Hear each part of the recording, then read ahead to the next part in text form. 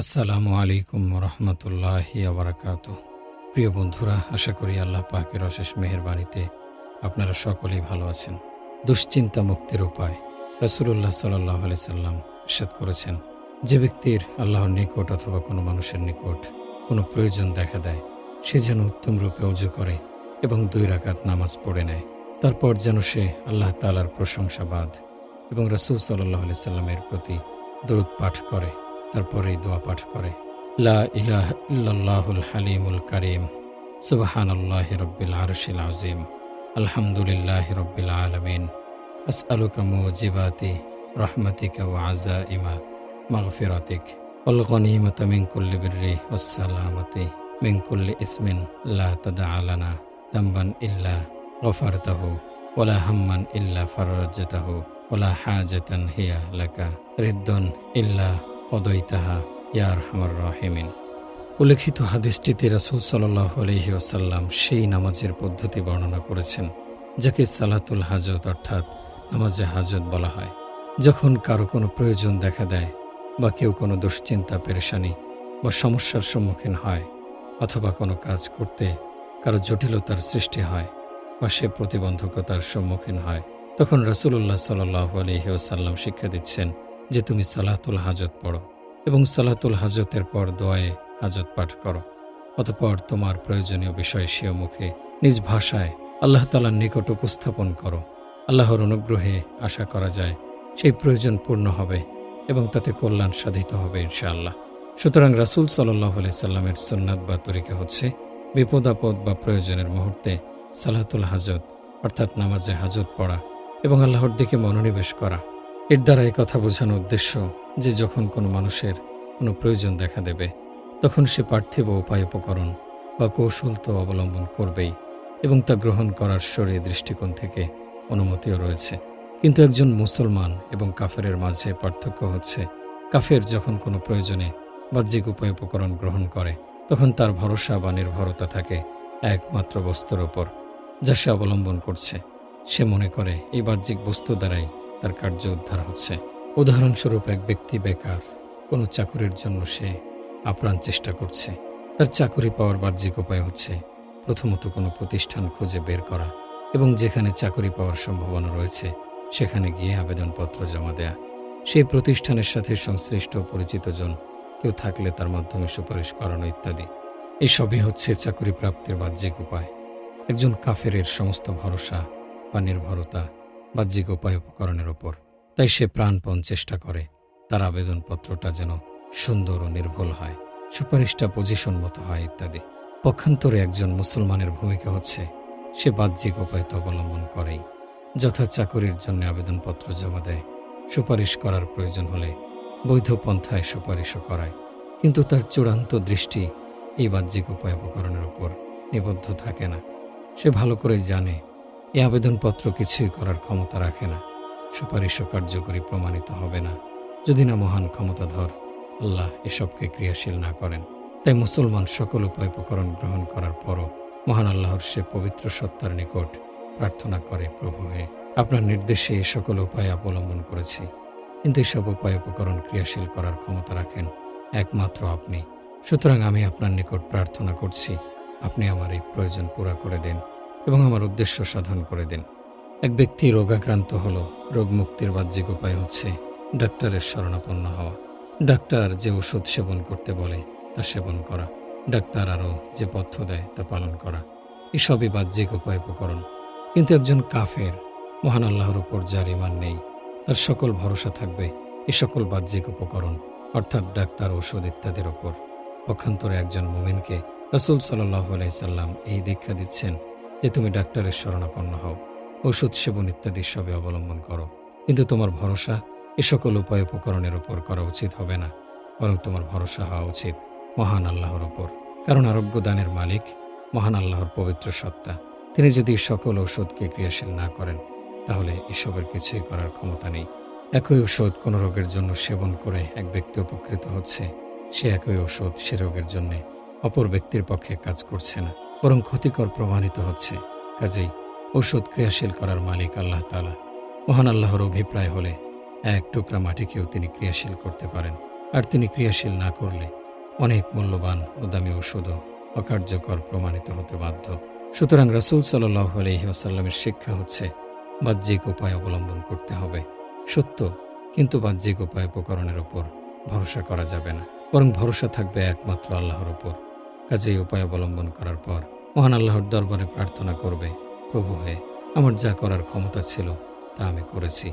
বাহ্যিক উপায় উপকরণ অবলম্বন করার প্রয়োজন ছিল, তা অবলম্বন করেছি, কিন্তু এই উপায় উপকরণ কার্যকর ও ক্রিয়াশীল করার ক্ষমতা আপনার হাতে। সুতরাং আপনি তা ক্রিয়াশীল করে দিন এবং আমার কার্য উদ্ধার করে দিন। রাসূল সাল্লাল্লাহু আলাইহি ওয়াসাল্লাম থেকে একটি চমৎকার দোয়া এবং আশ্চর্যজনক বাক্য বর্ণিত হয়েছে। যখন তিনি কোনো তদবির করতেন, চাই তা দোয়াই হোক, তখন সেই তদবিরের পর এই বাক্যটি বলতেন, আল্লাহুম্মা হাযাল জাহদি ওয়া আলাইকাল তিকালানি, অর্থাৎ হে আল্লাহ, আমার সাধ্যে যা ছিল তা আমি অবলম্বন করেছি, কিন্তু আমার ভরসা আপনার পবিত্র সত্তার উপর। সুতরাং আপনি সে রহমতে এই উদ্দেশ্য সফল করে দিন। এই কথাটুকুই আমাদের ডাক্তার আব্দুল হাই সাহেব রহমতুল্লাহি আলাইহি এভাবে বলতেন যে দিন হচ্ছে দৃষ্টিকোণ বদল করার নাম। দৃষ্টিকোণ সামান্য পরিবর্তন করে ফেললেই দিন হয়ে যাবে, আর দৃষ্টিকোণ বদল করা না হলে দুনিয়াই থেকে যাবে। যথা প্রত্যেক ধর্মেই এ কথা রয়েছে যে অসুস্থ হলে চিকিৎসা করো। দৃষ্টিকোণের পার্থক্য হচ্ছে এই যে চিকিৎসা অবশ্যই করতে হবে, কিন্তু চিকিৎসার উপর ভরসা করা যাবে না, বরং ভরসা করতে হবে আল্লাহর পবিত্র সত্তার উপর। এ কারণেই সে যুগের চিকিৎসকদের রীতি ছিল, যখন তারা কোনো রোগীর ব্যবস্থাপত্র লিখতেন, তখন তাদের ব্যবস্থাপত্রের প্রথম হেডিং হতো হুয়া শাফি, অর্থাৎ মহান আল্লাহ আরোগ্যদাতা। এটা ছিল ইসলাম এবং মুসলমানদের রীতি। সে যুগে মুসলমানদের প্রতিটা আচার অনুষ্ঠান, কথাবার্তা ইসলামী ধ্যান ধারণা ও বোধ বিশ্বাস কাজ করত। একজন চিকিৎসক রোগীর ব্যবস্থাপত্র লিখছেন, সেখানে তিনি লিখে দিচ্ছেন হুয়া শাফি, আর তা লিখে তিনি একথার জানান দিচ্ছেন যে আমি এই রোগীর ব্যবস্থাপত্র লিখছি ঠিক, কিন্তু এই ব্যবস্থাপত্র ততক্ষণ পর্যন্ত কার্যকর হবে না যতক্ষণ না প্রকৃত আরোগ্যদানকারী আরোগ্য না করবেন। এর দ্বারা তার ব্যবস্থাপত্র লেখাটাও ইবাদতে পরিণত হলো। কিন্তু যেদিন থেকে আমাদের উপর পাশ্চাত্য সভ্যতার অভিশাপ চেপে বসল, তখন থেকে আমাদের ইসলামী সভ্যতা, ইসলামী রীতিনীতি বিলুপ্ত হতে লাগলো। আজকালকার ডাক্তারদের না বিসমিল্লাহ লেখার প্রয়োজন রয়েছে, না হুয়া শাফি লেখার আবশ্যকতা আছে। তারা রোগীকে পরিদর্শন করে ব্যাস ব্যবস্থাপত্র লিখতে শুরু করে দেয়। মহান আল্লাহর নাম নেয়া বা তার দিকে মনোনিবেশ করার কোনো প্রয়োজন নেই। কি হতো তাতে? এর অন্তর্নিহিত কারণ হচ্ছে এই যে বর্তমান জ্ঞান বিজ্ঞান আমাদের নিকট এমন কাফের বেদ্দিনদের মাধ্যমে এসে পৌঁছেছে, যাদের দিল দেমাগে আল্লাহ তাআলা যে আরোগ্য দানকারী এ কথার ধারণাই নেই। তাদের সকল ভরসা, সকল নির্ভরতা বস্তু এবং কর্মকৌশলের উপর, তাই তারা শুধু কর্মকৌশলে অবলম্বন করে থাকে। আল্লাহ তাআলা জ্ঞান বিজ্ঞান অর্জন করার জন্য মানুষের উপর তেমন গুরুত্বারোপ করেননি। প্রচলিত জ্ঞান বিজ্ঞান কোনো জাতির উত্তরাধিকার হয় না, শিল্পকলা কোনো জাতির উত্তরাধিকার হয় না। মুসলমানরাও বিশেষ প্রয়োজনে জ্ঞান বিজ্ঞান শিখবে, কিন্তু তার সাথে স্বধর্মীয় রীতিনীতি সংরক্ষণ করতে হবে এবং সেও ঈমান আমল হেফাজত করতে হবে। নিজের বোধ বিশ্বাসের প্রতিবিম্ব তার মাঝে ফেলতে হবে। এমনটি কাম্য নয় যে চিকিৎসক হলো তার জন্য হুয়া শাফি লেখা অবৈধ হয়ে গেল, মহান আল্লাহর আরোগ্যদানকারী হওয়ার বিশ্বাস ঘোষণা দান অবৈধ হয়ে গেল, আর সেই চিকিৎসক মনে করতে থাকবে যে আমি আমার ব্যবস্থাপত্রের উপরে হুয়া শাফি লিখলে লোকেরা আমাকে পশ্চাৎপ্রিয় মৌলবাদী বলে মনে করবে। আরে ভাই, তুমি ডাক্তার হলে একজন মুসলমান ডাক্তার হও, মহান আল্লাহর উপর ঈমান আনয়নকারী ডাক্তার হও। সুতরাং তুমি প্রথমেই একথা ঘোষণা করো যে আমি যা কিছু তদবির আর চেষ্টা করছি, এই সকল তদবির আর চেষ্টা আল্লাহর তাসির ভিন্ন, নিষ্ফল, বেকার। বড় বড় ডাক্তার, চিকিৎসক মহান আল্লাহর অসংখ্য কুদরতি ফয়সালা প্রত্যক্ষ করছে। এমন বহু ঘটনা ঘটেছে যে তারা চিকিৎসা করছে একরকম, কিন্তু ফল হচ্ছে সম্পূর্ণ বিপরীত, এবং তারা আকণ্ঠ চিত্তে স্বীকারও করছে যে কখনো কখনো আমাদের বাহ্যিক জ্ঞান সাধনা সম্পূর্ণ ফেলোর প্রমাণিত হয়েছে। কিন্তু তাদের জ্ঞান সাধনার বিপরীত হঠাৎ ঘটে যাওয়া এরূপ ঘটনাকে তারা ঘটনাচক্র অভিধায় অভিহিত করে। বর্তমান পৃথিবী কোনো ঘটনা হঠাৎ ঘটে যাওয়াকে ইত্তেফাক বা ঘটনাচক্রে ঘটে গেছে বলে থাকে। এটা সম্পূর্ণ ভ্রান্ত কথা, কারণ এ জগতে কোনো কাজই ঘটনাচক্রে ঘটে না। এখানকার প্রতিটা কাজই মহান আল্লাহর ইচ্ছা, নির্দেশ ও সুশৃঙ্খল বিধির আওতায় সংঘটিত হচ্ছে। যখন কোনো ঘটনার বাহ্যিক কারণ আমাদের জ্ঞান সীমার আওতায় আসে না যে এটি কী কারণে কেন সংঘটিত হলো, তখনই তাকে আমরা ঘটনাচক্রে ঘটেছে বলে বর্ণনা করে দেই। সুতরাং একটু পূর্বেই বলেছি যে প্রতিটি কাজই মহান আল্লাহর পরিপূর্ণ শৃঙ্খলার মধ্য দিয়ে সংঘটিত হচ্ছে। কোনো কাজই মহান আল্লাহর সামান্য ইচ্ছা ও নির্দেশের বিপরীত ঘটতে পারে না। সুতরাং সার কথা হচ্ছে, কোনো ওষুধেই মূলত কোনো ক্রিয়া নেই, বরং আল্লাহ যখন তার মাঝে ক্রিয়া সৃষ্টি করে দেন তখন সে ক্রিয়াশীল হয়। আল্লাহ ক্রিয়াশীল না করলে সে কখনো ক্রিয়াশীল হতে সক্ষম নয়। এটাই সত্য, এটাই বাস্তব। অতএব ঘটনাচক্র বলতে কিছু নেই। সুতরাং মানুষ এই দৃষ্টিকোণ পরিবর্তন করে ফেলবে যে সকল ভরসা ও নির্ভরতা উপায় উপকরণ ও বস্তুর ওপর, বরং সকল ভরসা ও নির্ভরতা আল্লাহর ওপর রাখতে হবে এবং মনে করতে হবে তিনিই সকল কিছুর কর্তা। আল্লাহ তাআলা উপায় উপকরণ অবলম্বন করার জন্যে শুধু অনুমতি প্রদান করেননি, বরং নির্দেশ প্রদান করেছেন যে তোমরা সকল উপায় উপকরণ এবং কৌশল অবলম্বন করো, কারণ আমিই তোমাদের জন্য এই সকল উপকরণ সৃজন করেছি। উদ্দেশ্য তোমাদেরকে পরীক্ষা করা যে তোমাদের দৃষ্টি কি এই সকল উপায় উপকরণ পর্যন্ত সীমাবদ্ধ থাকে, নাকি এই সকল উপকরণ সৃজনকারীর প্রতিও নিবদ্ধ হয়। রাসূল সাল্লাল্লাহু আলাইহি সাল্লাম সাহাবায়ে কেরামের মন মানুষের কথা বিশ্বাস এমনভাবে বদ্ধমূল করে দিয়েছিলেন যে তাদের দৃষ্টি সদা সর্বদা মহান আল্লাহর উপর নিবদ্ধ থাকত। তারা উপায় উপকরণ শুধু এজন্য গ্রহণ করতেন যে আল্লাহর পক্ষ থেকে তা গ্রহণ করার নির্দেশ করা হয়েছে। যখন কোনো বান্দা আল্লাহর পবিত্র সত্তার ওপর পরিপূর্ণ বিশ্বাস স্থাপন করতে সক্ষম হয়, তখন আল্লাহ তাআলা তাকে সে কুদরতের আজব কারিশমা প্রত্যক্ষ করান। হযরত খালিদ রাদিয়াল্লাহু আনহু একদা সিরিয়ার একটি দুর্গ অবরোধ করে রেখেছিলেন। অবরোধের ফলে দুর্গের লোকেরা সীমাহীন দুর্ভোগের শিকার হয়েছিল। এক পর্যায়ে তারা সন্ধি করতে চাইল।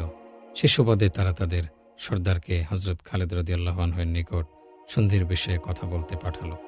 সর্দার হযরত খালিদ রাদিয়াল্লাহু আনহুর দরবারে উপস্থিত হলো। হযরত খালিদ রাদিয়াল্লাহু আনহু তার হাতে ছোট্ট শিশি দেখতে পেয়ে জিজ্ঞেস করলেন, এ শিশি কিসের এবং এটা নিয়ে এসেছো কেন? সর্দার উত্তর দিল, এতে বিষাক্ত বিষ রয়েছে, আর এটা নিয়ে এসেছে এই উদ্দেশ্যে যে আপনার সাথে সন্ধি প্রস্তাবে যদি ঐক্যমতে পৌঁছতে পারি তাহলে তো ভালো, আর যদি ঐক্যমতে পৌঁছতে না পারি তাহলে ব্যর্থতার গ্লানি নিয়ে আর স্বজাতির নিকট ফিরে যাব না, বরং এই বিষ পান করে আত্মহত্যা করব। সাহাবাগণের মূল কাজ তো ছিল দ্বীনের দাওয়াত প্রচার প্রসার করা। সুতরাং হযরত খালিদ রাদিয়াল্লাহু আনহু ভাবলেন, এখনই তো দ্বীনের দাওয়াত প্রদানের সুবর্ণ সুযোগ। অতএব তিনি সর্দারকে জিজ্ঞেস করলেন, এই বিষের ওপর কি তোমার এত আত্মবিশ্বাস যেটা পান করলে তোমার মৃত্যু নিশ্চিত হবে? সর্দার জবাব দিল, অবশ্যই, কারণ এটা এতই বিষাক্ত যেটা সম্পর্কে চিকিৎসকদের অভিজ্ঞতা হচ্ছে এ পর্যন্ত কেউ এটার স্বাদ সম্পর্কে বর্ণনা দিতে পারেনি, কারণ যে এটার সামান্য অংশ পান করেছে সাথে সাথে মৃত্যুর কোলে ঢলে পড়েছে। এতটুকু সুযোগ সে কাউকে প্রদান করেনি যে এর স্বাদ সম্পর্কে বর্ণনা দেবে। অতএব আমার দৃঢ় বিশ্বাস এটা পান করলে আমার মৃত্যু সুনিশ্চিত। হযরত খালিদ রাদিয়াল্লাহু আনহু সর্দারকে বললেন, যে বিষের উপর তোমার এত পাকাপোক্ত বিশ্বাস সেটা আমাকে একটু দাও। সর্দার সেটা হযরত খালিদ রাদিয়াল্লাহু আনহুর হাতে দিলে তিনি সেটা হাতে নিয়ে বললেন, এ জগতের কোনো বস্তুতেই মূলত কোনো ক্রিয়া নেই যতক্ষণ পর্যন্ত আল্লাহ তাআলা তাকে ক্রিয়াশীল না করেন। আমি আল্লাহর নাম নিয়ে এই দোয়া অর্থাৎ বিসমিল্লাহিল্লাযী লা ইয়াদুররু মা ইসমিহি শাইউন ফিল আরদি ওয়ালা ফিস সামাই ওয়া হুয়াস সামিউল আলিম, অর্থ আল্লাহর নামে যার নামে দুনিয়া ও আসমানের কোনো কিছুই ক্ষতি করতে পারে না, তিনি সব জানেন এবং শোনেন। পড়ে বিষ পান করছি, তুমি দেখো আমার মৃত্যু আসে কিনা। সর্দার বলল, জনাব, এটা আপনি আপনার উপর অন্যায় করছেন, কারণ এটা এতটাই বিষাক্ত যে সামান্য একটু মুখে দেয়া মাত্র আপনি শেষ হয়ে যাবেন, আর আপনি পুরো শিশি পান করার ইচ্ছে করছেন। হযরত খালিদ রাদিয়াল্লাহু আনহু বললেন, ইনশাআল্লাহ আমার কিছু হবে না। সুতরাং উপরোক্ত দোয়া পড়ে তিনি পুরা শিশির বিষ পান করে ফেললেন। আল্লাহ তাআলা তার সেই কুদরতের কারিশমা দেখাতে চাইলেন। সুতরাং সেই সর্দার নিজ চোখে দেখতে পেল যে হযরত খালিদ রাদিয়াল্লাহু আনহু এই বিষাক্ত বিষ একটানে পান করে নিয়েছেন, কিন্তু মৃত্যুর কোনো আলামত তার মাঝে সে দেখতে পেল না। এই অবস্থা দৃষ্টির সাথে মুসলমান হয়ে গেল। মোট কথা, প্রতিটি ক্ষেত্রে সাহাবায়ে কেরামের অন্তরে এই আকীদা বদ্ধমূল ছিল যে জগতে যা কিছু হচ্ছে সবই মহান আল্লাহর ইচ্ছায় হচ্ছে, তার ইচ্ছার বিপরীত কিছুই কেউ করতে সক্ষম নয়। এ ধারণাটি তাদের দিলে মনে এরূপে বদ্ধমূল হয়ে গিয়েছিল যে সমগ্র দুনিয়ার সকল উপকরণকে তারা এর সম্মুখে অস্তিত্বহীন মনে করত। সুতরাং যখন কোনো মানুষ তার ঈমান ইয়াকিনকে এভাবে দৃঢ় করতে পারে, আল্লাহ তাআলা তার জন্য সে কুদরতের কারিশমাও প্রত্যক্ষ করিয়ে থাকেন।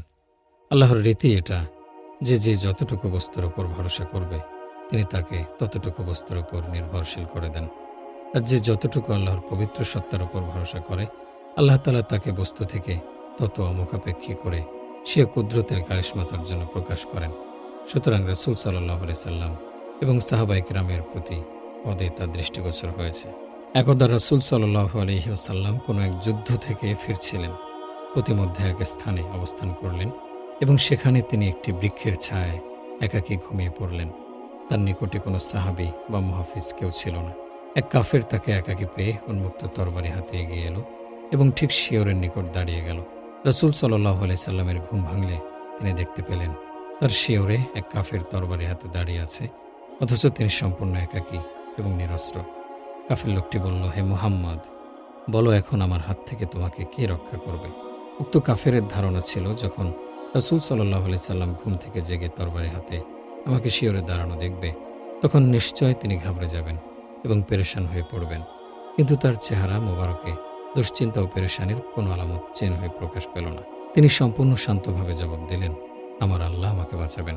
রাসূল সাল্লাল্লাহু আলাইহি সাল্লাম দুশ্চিন্তা ও পেরেশান না হওয়ার ফলে আল্লাহ তাআলা উক্ত কাফেরের মনের ভয়ভীতি ঢেলে দিলেন যে তার হাতে কম্পন সৃষ্টি হলো, ফলে হাত থেকে তরবারি পড়ে গেল।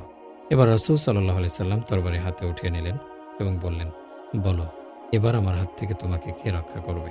এই ঘটনা দ্বারা সেই ব্যক্তিকে তিনি এই কথার আহ্বান করছিলেন যে তুমি তো মূলত এই তরবারির উপর ভরসা নির্ভর করেছিলে, আর আমি ভরসা করেছিলাম এই তরবারির সৃষ্টিকর্তা এবং যিনি একে ক্রিয়াশীল করেন তার উপর। এই আদর্শই রাসূল সাল্লাল্লাহু আলাইহি সাল্লাম সাহাবায়ে কেরামের সম্মুখে পেশ করেছিলেন। ফলে তারা বাহ্যিক উপায় অবলম্বন করতেন ঠিক, কিন্তু ভরসা বা নির্ভরতা থাকত মহান আল্লাহর পবিত্র সত্তার উপর। এক সাহাবী রাসূল সাল্লাল্লাহু আলাইহি সাল্লামের নিকটে এসে আরজ করল, ইয়া রাসূলাল্লাহ, আমি মাঠে উট চড়াতে নিয়ে যাই। সেখানে নামাজের সময় হলে আমি যখন নামাজে দাঁড়াবো, তখন আমার উটগুলোর পা কি বৃক্ষের সাথে বেঁধে নামাজে দাঁড়াবো, নাকি খোলা ছেড়ে দিয়ে আল্লাহর উপর ভরসা করব? উত্তরে রাসূল সাল্লাল্লাহু আলাইহি সাল্লাম বললেন, উটের পা রশি দিয়ে বেঁধে তারপর আল্লাহর উপর ভরসা করো, অর্থাৎ খোলা ছেড়ে দিও না, বরং রশি দিয়ে বাঁধো। তবে রশি দিয়ে বাঁধার পরও ভরসা রশির উপর করো না, বরং আল্লাহর উপর ভরসা করো, কারণ রশি ছেড়ে যাওয়ার সম্ভাবনা রয়েছে, আবার ধোঁকা দেওয়ার সম্ভাবনাও রয়েছে। এই হাদিসের মর্মটিকে মাওলানা রুমি রহমতুল্লাহি আলাইহি কবিতার একটি পঙ্ক্তিতে এভাবে ব্যক্ত করেছেন, তাওয়াক্কুলের উপর উটনির পা বাঁধো। সুতরাং তাওয়াক্কুল এবং উপকরণ অবলম্বন উভয়ই একজন মুমিনের জীবনে পাশাপাশি অবস্থান করে। প্রথমে উপায় গ্রহণ করো, অতঃপর আল্লাহর নিকট বলো, হে আল্লাহ, যে তদবির আর উপায় অবলম্বন আমার সাধ্যের ভিতর ছিল তা আমি অবলম্বন করেছি। এখন ভরসা এবং নির্ভরতা আপনার পবিত্র সত্তার উপর। হযরত মাওলানা আশরাফ আলী থানভী রহমতুল্লাহি আলাইহির একটি চমৎকার কথা স্মরণে এসে গেল। তিনি বলতেন, লোকেরা মনে করে তাওয়াক্কুল শুধু এই অবস্থায় করতে হবে যখন বাহ্যিক উপায় দ্বারা কোনো কাজ হওয়া না হওয়ার মাঝে দ্বিধাদ্বন্দ্ব সৃষ্টি হবে। হতে পারে সে কাজ হতেও পারে, আবার হতে পারে তা নাও হতে পারে। এরূপ অবস্থায় তাওয়াক্কুল করা আবশ্যক এবং আল্লাহর নিকট চাওয়া উচিত। কিন্তু যেখানে কোনো কাজ হওয়া নিশ্চিত, সেখানে তাওয়াক্কুল করা এবং আল্লাহর নিকট প্রার্থনা করার তেমন প্রয়োজন নেই। সেটা তাওয়াক্কুল এবং প্রার্থনার স্থান নয়। উদাহরণস্বরূপ, আমরা দস্তরখানে আহার করার জন্য বসেছি, খানা সম্মুখে উপস্থিত, ক্ষুধাও রয়েছে। এখানে একথা নিশ্চিত যে ইচ্ছে করলেই আমরা খানা খেতে পারবো। এরূপ ক্ষেত্রে কেউ তাওয়াক্কুল করে না এবং আল্লাহর নিকট প্রার্থনা করে না যে, হে আল্লাহ, আমাকে সুষ্ঠুভাবে খানা খাওয়ার ব্যবস্থা করে দিন। কিন্তু হযরত থানভী রহমতুল্লাহি আলাইহি বলেন, তাওয়াক্কুলের আসল ক্ষেত্রই তো এটা, কারণ তখন সে আল্লাহর নিকট প্রার্থনা করবে যার উদ্দেশ্য হবে, এই যে বাহ্যিক উপকরণ যা আমার সম্মুখে রয়েছে, আমি তার উপর নির্ভর করছি না, বরং আমার রিজিক দানের উপর এবং আপনার সৃষ্টির উপর, আপনার কুদরত এবং রহমতের উপর ভরসা করছি। অতএব খানা দস্তরখানে আসার পরও আল্লাহর নিকট প্রার্থনা করো যে, হে আল্লাহ, এই খানা আপনি সম্পূর্ণ নিরাপত্তার সাথে খাওয়ার ব্যবস্থা করে দিন। কেননা যদিও আমার সম্মুখে এই খানা উপস্থিত রয়েছে, যা হাত বাড়ালেই খেতে পারছি, কিন্তু তার সত্ত্বেও কথা স্মরণ রাখো যে আল্লাহর ইচ্ছা ব্যতিরেকে এই খানা খাওয়া সম্ভব নয়। এরূপ কত ঘটনা রয়েছে যে খানা দস্তরখানে সম্পূর্ণ তৈরি থাকার পরও খাওয়ার সৌভাগ্য নসিব হয়নি। এমন কোনো ঘটনা ঘটেছে যার ফলে খানা খানার স্থানে রয়ে গেছে। সুতরাং খানা সামনে উপস্থিত হওয়ার পরও আল্লাহর নিকট প্রার্থনা করো যে, হে আল্লাহ, এই খানা আমাকে সহি সালামতে আহার করার ব্যবস্থা করে দিন। মোট কথা হলো, যেখানে তোমার এই কথা নিশ্চিতভাবে জানা রয়েছে যে এই কাজটা অবশ্যই উদ্ধার হবে, তখন আল্লাহর নিকটে প্রার্থনা করো যে, হে আল্লাহ, বাহ্যিকভাবে তো আমার মনে হচ্ছে এই কাজটা উদ্ধার হয়ে যাবে, কিন্তু আমার জানা নেই প্রকৃতপক্ষে তা হবে কিনা, কেননা প্রকৃত বাস্তবতা তো আপনার হাতে। সুতরাং হে আল্লাহ, আপনি এই কাজটি শেষ পরিণতি পর্যন্ত যথাযথ পৌঁছে দিন।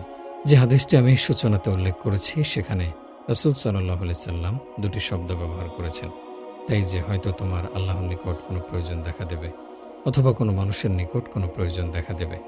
এখানে দুটি শব্দ এজন্য ব্যবহার করেছেন যে পৃথিবীর বুকে কোনো কোনো কাজ এমন রয়েছে যাতে কোনো মানুষের সাহায্য সহযোগিতার দখল নেই, বরং একমাত্র আল্লাহর মদদেই তা সমাধা হয়। যথা কারো সন্তানের প্রয়োজন, এখানে বাহ্যত কোনো মানুষের নিকট তা চাওয়া সম্ভব নয়, একমাত্র আল্লাহর নিকট চাইতে হবে। মোট কথা এরূপ প্রয়োজন যা সরাসরি একমাত্র আল্লাহর নিকট চাইতে হয়, অথবা এমন প্রয়োজন যা কোনো মানুষের ওসিলায় আল্লাহ তাআলা দান করে থাকেন, যথা চাকরি বা রিজিক। উভয় অবস্থায় প্রকৃত প্রস্তাবে আল্লাহর নিকটই তোমাদের প্রার্থনা হওয়া উচিত। সার কথা এরূপ কোনো প্রয়োজনের মুহূর্তে যদি তোমার বিশেষ ব্যস্ততা না থাকে এবং খুব বেশি তাড়াহুড়ো এবং এমার্জেন্সি কাজ না হয়, তাহলে এর জন্য প্রথমে সালাতুল হাজত পড়ো। আর সালাতুল হাজত পড়ার তরিকা উক্ত হাদিসে রাসূল সাল্লাল্লাহু আলাইহি সাল্লাম বর্ণনা করেছেন। প্রথমে ওযু করবে এবং খুব ভালোভাবে ওযু করবে, অর্থাৎ ওযুটা যেন নিছক কর্তব্য থেকে নিষ্কৃতি পাওয়ার সুবাদে না হয়, বরং এরূপ মনে করো যে এটা একটা বিরাট ইবাদতের সূচনা পর্ব। এই ওযুর কতিপয় সুন্নাত এবং আদব রয়েছে যা রাসূল সাল্লাল্লাহু আলাইহি সাল্লাম শিক্ষা দিয়েছেন। সুতরাং সেসবের প্রতি লক্ষ্য রেখে ওযু করো। আমরা তো শত ব্যস্ততার মধ্য দিয়ে কোনো রকমভাবে ওযুর কাজটুকু সেরে ফেলি। অবশ্য এর দ্বারা ওযু হয়ে গেলেও এর দ্বারা ওযুর নূর এবং বরকত অর্জিত হয় না। এক হাদিসে রাসূল সাল্লাল্লাহু আলাইহি সাল্লাম ইরশাদ করেছেন, যখন বান্দা ওযু করে এবং ওযুর মাঝে সেও চেহারা ধৌত করে, তখন চেহারা দ্বারা সে যত পরিমাণ পাপ করেছে তার সব চেহারা ধৌত করার পানি দ্বারা ধুয়ে যায়। এরপর যখন ডান হাত ধৌত করে, তখন ডান হাত দ্বারা যত পাপ করেছে তা সব ধুয়ে যায়। এরপর বাম হাত ধৌত করে, এর দ্বারা বাম হাতের পাপগুলোর সব ধুয়ে যায়। এমনিভাবে যে অঙ্গই ধৌত করে, এর দ্বারা সে অঙ্গের সকল গুনাহে সগীরা মাফ হয়ে যায়। আমার হযরত ডাক্তার আব্দুল হাই রহমতুল্লাহি আলাইহি বলতেন, ওযু করার সময় সামান্য এই খেয়ালও করো যে আমি চেহারা ধৌত করছি এবং এর দ্বারা রাসূল সাল্লাল্লাহু আলাইহি সাল্লামের সুসংবাদ অনুযায়ী আমার চেহারার গুনাহগুলো ক্ষমা হচ্ছে। এবার হাত ধৌত করছি, এর দ্বারা রাসূল সাল্লাল্লাহু আলাইহি সাল্লামের সুসংবাদ মোতাবেক আমার হাতের গুনাহগুলো সব ক্ষমা হয়ে যাচ্ছে। এভাবে কল্পনা করে মাথা মাসেহ করো এবং এভাবে কল্পনা করে পা ধৌত করো। যে অজুতে এরূপ কল্পনা করা হবে আর যে অজুতে করা হবে না, দুই অজুর মাঝে আকাশ পাতাল পার্থক্য হবে এবং এরূপ কল্পনার অজুর মাঝে স্বাদী অনুভব হবে আলাদা। মোট কথা সামান্য খেয়াল করে অজু করো এবং অজুর আদব এবং সুন্নাত সমূহ ঠিকভাবে আদায় করো।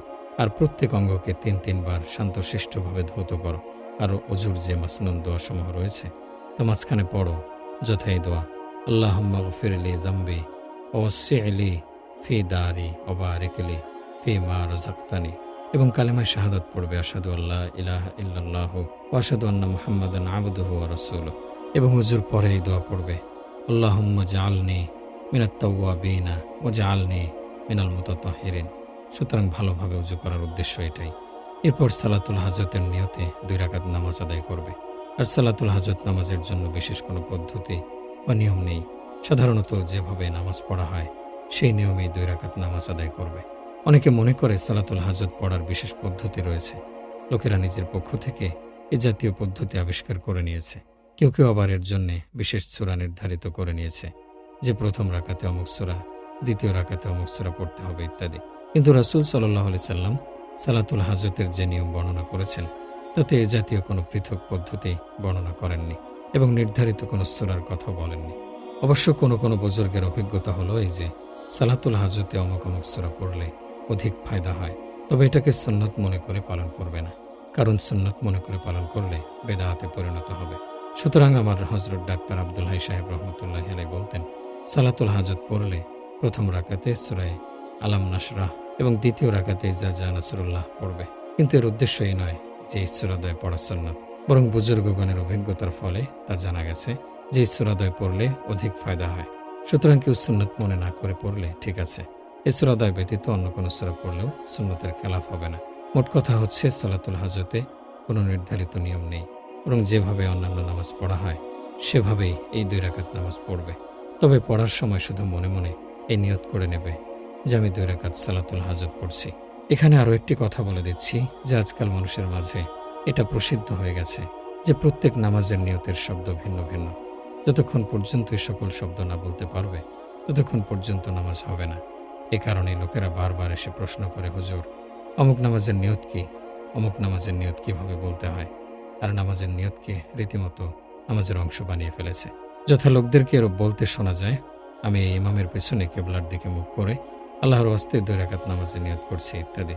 মূলত নিয়তে সকল শব্দের নাম নয়, বরং নিয়ত হচ্ছে মনের ইচ্ছা বা সংকল্পের নাম। যখন আপনি ঘর থেকে বের হওয়ার সময় মনে মনে ইচ্ছা করলেন যে আমি জোহরের নামাজ পড়ার জন্য যাচ্ছি, ব্যাস নিয়ত হয়ে গেল। অথবা নিয়ত করলেন আমি নামাজে জানাজা পড়ার জন্য যাচ্ছি, ব্যাস নিয়ত হয়ে গেল। বা ঈদের নামাজের জন্য যাচ্ছি অথবা সালাতুল হাজত পড়ার জন্য যাচ্ছি, ব্যাস নিয়ত হয়ে গেল। এখন এই সকল শব্দ মুখে উচ্চারণ করা না ওয়াজিব, না ফরজ, না সুন্নাত, না মুস্তাহাব, বড়জোর জায়েজ হতে পারে, এর বেশি নয়। সুতরাং সালাতুল হাজত পড়ার জন্য নির্দিষ্ট কোনো পদ্ধতি নেই এবং নির্ধারিত কোনো নিয়ত নেই, বরং অন্যান্য সাধারণ নামাজের মতো 2 রাকাত পড়ে নেবে। 2 রাকাত নামাজ পড়ার পর দোয়া করবে। আর এই দোয়া কীভাবে করতে হবে তার আদব স্বয়ং রাসূল সাল্লাল্লাহু আলাইহি সাল্লাম বাতলে দিয়েছেন। সালাম ফিরিয়ে এই দোয়া শুরু করবে না, বরং সর্বপ্রথম মহান আল্লাহর প্রশংসাবাদ বর্ণনা করবে এবং বলবে, সকল প্রশংসা একমাত্র আপনার জন্যে, কারণ সকল অনুগ্রহ এবং দয়া একমাত্র আপনার। এখানে একটি প্রশ্ন এই হয় যে আল্লাহর প্রশংসাবাদের প্রয়োজন কি? এর এক কারণ উলামায়ে কেরামে বর্ণনা করেছেন যে পৃথিবীর মানুষ যখন স্বীয় প্রয়োজনের তাগিদে কোনো হাকিম বা বিচারকের নিকট যায়, তখন তার সম্মানার্থে কতিপয় প্রশংসা বাক্য মুখে উচ্চারণ করে থাকে, যেন সে সন্তুষ্ট হয়ে তার প্রয়োজন পূর্ণ করে দেয়। অতএব দুনিয়ার একজন নগণ্য বিচারকের দরবারে উপস্থিত হওয়ার সময়ে যেখানে তার প্রশংসা বর্ণনা করা হয়, সেখানে সকল বিচারকের বিচারক মহান রব্বুল আলামিনের দরবারে উপস্থিত হওয়ার মুহূর্তে তার জন্য কতিপয় প্রশংসা বাক্য উচ্চারণ করা এবং বলা, হে আল্লাহ, সকল প্রশংসা একমাত্র আপনার জন্যে, আপনি সে অনুগ্রহ এবং দয়ায় আমার প্রয়োজন পুরা করে দিন। দোয়ার পূর্বে প্রশংসাবাদ বর্ণনা করার আরেকটি যে কারণ এবং যেদিকে আমার মন অধিক ধাবমান, সেটি হচ্ছে এই যে যখন মানুষ আল্লাহর নিকট নিজের প্রয়োজন প্রার্থনা করার ইচ্ছা পোষণ করে, মানুষ যেহেতু নিজের প্রয়োজনের দাস এবং কোনো প্রয়োজনের সম্মুখীন হলে সেই প্রয়োজন তার মন মানুষে সাওয়ার হয়ে বসে, আর তখনই সে আল্লাহর নিকট প্রার্থনা করে, হে আল্লাহ, আমার অমুক প্রয়োজন পুরা করে দিন। এই প্রার্থনায় কখনো অকৃতজ্ঞতা প্রকাশ পাওয়ার আশঙ্কা রয়েছে যে আল্লাহ আমার প্রয়োজন পুরা করছেন না, আমার অভাব তিনি দূর করছেন না, অথচ মানুষের ওপর আল্লাহর যে সীমাহীন নিয়ামত বৃষ্টির ন্যায় অবিরাম ধারায় বর্ষিত হচ্ছে, প্রার্থনার মুহূর্তে সেদিকে মানুষের খেয়াল ধাবিত হয় না, বরং নিজের প্রয়োজন আর অভাব নিয়েই তার মাথা ব্যথা। এই জন্যই রাসূল সাল্লাল্লাহু আলাইহি সাল্লাম এই শিক্ষা দিচ্ছেন যে যখন তোমরা তোমাদের কোনো প্রয়োজন নিয়ে আল্লাহর দরবারে উপস্থিত হবে, তখন সেই প্রয়োজন পুরা হওয়ার পূর্বেই এই খেয়াল করো যে আল্লাহর কত অসংখ্য অগণিত নিয়ামত তুমি ভোগ করছো। সুতরাং সেগুলোর শুকর আগে আদায় করো। বলো, হে আল্লাহ, এই সকল নিয়ামত আপনি আমার উপর দিয়ে রেখেছেন, তাই আপনার শুকর জ্ঞাপন করছি এবং আপনার প্রশংসাবাদ করছি। অবশ্য আরও একটি প্রয়োজন নিয়ে আপনার দরবারে উপস্থিত হয়েছি, হে আল্লাহ, একেও আপনি সে অনুগ্রহ দয়ায় পুরা করে দিন। এভাবে বলার দ্বারা মানুষ অকৃতজ্ঞতার অভিযোগ থেকেও বেঁচে যাবে। হজরত হাজী ইমদাদুল্লাহ মুহাজিরে মাক্কি রহমতুল্লাহি আলাইহি একদা নিজের মজলিসে এ বিষয়ে আলোচনা করছিলেন যে মানুষের জীবনে যে দুঃখ, দুর্দশা এবং কষ্ট যাতনা আসে, যদি মানুষ চিন্তা করে তাহলে এসবও মূলত আল্লাহর নিয়ামত। রোগ বেমারও আল্লাহর নিয়ামত, ক্ষুধাও আল্লাহর নিয়ামত। যদি মানুষ অন্তর্দৃষ্টি লাভ করতে পারে তাহলে স্পষ্ট বুঝতে সক্ষম হবে যে আসলে এসব আল্লাহর নিয়ামত। এখন প্রশ্ন হয় যে এসব কি করে আল্লাহর নিয়ামত হয়? এর উত্তর হচ্ছে এই যে হাদিস শরীফে এসেছে, পরকালে যখন আল্লাহ তাআলা কষ্ট মুসিবতে ধৈর্য ধারণকারীদের সীমাহীন প্রতিদান দান করবেন, তখন দুনিয়াতে যারা অধিক কষ্ট মুসিবতে আক্রান্ত হয়নি তারা আফসোস করে বলবে, হায়, দুনিয়াতে যদি আমাদের গায়ের চামড়া কাঁচি দিয়ে কাটা হতো আর আমরা ধৈর্য ধারণ করতাম, তাহলে আজকে এরও প্রতিদান পেতাম যা আজকে ধৈর্য ধারণকারীরা পাচ্ছে। মোট কথাই কষ্ট যাতনাও একটি নিয়ামত, কিন্তু যেহেতু আমরা কমজোর, দুর্বল, তাই সব নিয়ামত হওয়ার অনুভব আমরা করতে পারি না। হজরত যখন এই বিষয়ের উপর আলোচনা করছিলেন, তখন উক্ত মজলিসে এক ব্যক্তি এসে উপস্থিত হলো যে বিভিন্ন ধরনের বালা মুসিবতে আক্রান্ত ছিল। সে এসে হজরত হাজী সাহেব রহমতুল্লাহি আলাইহিকে বলতে লাগলো, হজরত, আমার জন্য দোয়া করুন, আল্লাহ যেন আমাকে এই বালা মুসিবত থেকে মুক্তি প্রদান করেন। হজরত থানভী রহমতুল্লাহি আলাইহি বলেন, আমরা সেই মজলিসে উপস্থিত ছিলাম, আমরা সকলে হয়রান হয়ে গেলাম এই ভেবে যে হাজী সাহেব রহমতুল্লাহি আলাইহি এই মাত্র আলোচনা করছিলেন যে সকল দুঃখ, দুর্দশা এবং বালা মুসিবত আল্লাহর নিয়ামত, আর সে ব্যক্তি বালা মুসিবত দূর করার জন্য দোয়া চাচ্ছে। এখন হাজী সাহেব সেই ব্যক্তির পক্ষে তার বালা মুসিবত দূর করার জন্য দোয়া করলে এর অর্থ দাঁড়াবে তিনি তার নিয়ামত দূর করার দোয়া করছেন। হাজী সাহেব রহমতুল্লাহি আলাইহির সাথে সাথে হাত উত্তোলন করলেন এবং এই দোয়া করলেন, হে আল্লাহ, মূলত সকল বালা মুসিবত এবং দুঃখ কষ্ট আপনার নিয়ামত, কিন্তু হে আল্লাহ, আমরা কমজোর এবং দুর্বল। আপনি আমাদের এই দুর্বলতা এবং কমজোরির প্রতি দৃষ্টি রেখে এই কষ্ট মুসিবতের নিয়ামতকে সুস্থতার নিয়ামত দ্বারা পরিবর্তন করে দিন। মানুষের স্বভাব হচ্ছে দুঃখ কষ্টের মুহূর্তে মহান আল্লাহ প্রদত্ত অসংখ্য নিয়ামতকে বেমালুম ভুলে যায়। যথা কারো পেটে ব্যথা হলো, এখন সেই পেটে ব্যথা নিয়ে বসে যায়। এটা সে খেয়াল করে না চক্ষু নামের বিরাট মূল্যবান নিয়ামতটি তার সুস্থ রয়েছে। কর্ণ, জিহ্বা, দাঁত সহ আরও অপরাপর যে সকল নিয়ামত রয়েছে সেগুলো সুস্থ, সেদিকে তার ভ্রুক্ষেপ নেই। সামান্য পেটের ব্যথায়ও আল্লাহর নিকট অবশ্যই বলবে যে, হে আল্লাহ, আপনি আমার পেট ব্যথা উপশম করে দিন। কিন্তু দোয়া করার পূর্বে আল্লাহর প্রশংসা অবশ্যই করবে এবং বলবে, হে আল্লাহ, আরও যে অনেক নিয়ামত আপনার ভোগ করছি সেজন্য আপনার শুকর আদায় করছি, কিন্তু এই মুহূর্তে যে কষ্ট অনুভব করছি এর জন্য দরখাস্ত করছি আপনি এই কষ্ট দূর করে দিন। হজরত আসগর হোসেন সাহেব রহমতুল্লাহ আলাইহি তিনি একজন জন্মগত ওলি আল্লাহ ছিলেন এবং অত্যন্ত আজব বুজুর্গ ছিলেন। হজরত ওয়ালেদ সাহেব রহমতুল্লাহ আলাইহি তার একটি ঘটনা বর্ণনা করেন যে একবার তিনি অসুস্থ হলে অনুসন্ধান নিয়ে জানা গেল তিনি জ্বরে আক্রান্ত। আমি সেবা শুশ্রূষার জন্য তার নিকট উপস্থিত হলাম। লক্ষ্য করলাম তিনি প্রচণ্ড জ্বরে কাঁপছেন এবং জ্বরের উত্তাপে অত্যন্ত কষ্ট অনুভব করছেন। আমি গিয়ে প্রথমে সালাম দিয়ে অতঃপর জিজ্ঞেস করলাম, হজরত, আপনার অবস্থা এখন কেমন? তিনি জবাব দিলেন, আলহামদুলিল্লাহ, আমার চক্ষু ভালো রয়েছে, আলহামদুলিল্লাহ, আমার কর্ণ সুস্থ রয়েছে, আলহামদুলিল্লাহ, আমার জবান ভালো রয়েছে। এভাবে যে যে অঙ্গ তার সুস্থ তার প্রত্যেকটির কথা উল্লেখ করলেন। অতঃপর বললেন, তবে গায়ে জ্বর রয়েছে, সুতরাং দোয়া করো আল্লাহ যেন তা উপশম করে দেন। এই হচ্ছে একজন শুকরগুজার বান্দার আমল, যিনি প্রচণ্ড জ্বরের মুহূর্তেও ওই সকল নিয়ামতের কথা স্মরণ করছেন যা তিনি তখন ভোগ করছেন। এর ফলে তার কষ্টের তীব্রতাও হ্রাস পেয়েছে। মহান আল্লাহর প্রশংসার পর কি করবে? মহান আল্লাহর প্রশংসার পর নিজের প্রয়োজন পেশ করার পূর্বে রাসূল সাল্লাল্লাহু আলাইহি সাল্লামের ওপর দরুদ পাঠ করো। এখানেও প্রশ্ন হয় যে স্থলে দরুদ পাঠের কি প্রয়োজন? আসল কথা হচ্ছে রাসূল সাল্লাল্লাহু আলাইহি সাল্লাম সে উম্মতের উপর অত্যন্ত মমতা ও দয়াবান। তিনি চান যখন আমার কোনো উম্মত আল্লাহ পাকের নিকট দোয়া করে সেই দোয়া যেন ফিরিয়ে দেয়া না হয়। সমগ্র পৃথিবীতে দরুদ শরীফ ব্যতীত আর কোনো দোয়াকে নিশ্চিতভাবে কবুল হওয়ার গ্যারান্টি প্রদান করা হয়নি। অথচ রাসূল সাল্লাল্লাহু আলাইহি সাল্লামের ওপর দরুদ পাঠের ব্যাপারে এই গ্যারান্টি দেয়া হয়েছে যে তা অবশ্যই কবুল হবে। আমরা যে দরুদ পাঠ করি এবং বলি, আল্লাহুম্মা সাল্লি আলা মুহাম্মাদ ওয়া আলা আলি মুহাম্মাদ নাবিয়্যিল উম্মি, এর অর্থ কি? এর অর্থ হচ্ছে, হে আল্লাহ, মুহাম্মদ সাল্লাল্লাহু আলাইহি সাল্লামের ওপর রহমত নাজিল করুন। এটি এমন একটি দোয়া যা কবুল না হওয়ার কোনো সম্ভাবনাই নেই, কারণ একে কবুল হওয়ার গ্যারান্টি দেওয়া হয়েছে। আর রাসূল সাল্লাল্লাহু আলাইহি সাল্লামের ওপর তো পূর্ব থেকেই রহমত বর্ষিত হচ্ছে এবং ভবিষ্যতেও বর্ষিত হতে থাকবে। তিনি আমাদের দরুদ পাঠানোর মুখাপেক্ষী নন।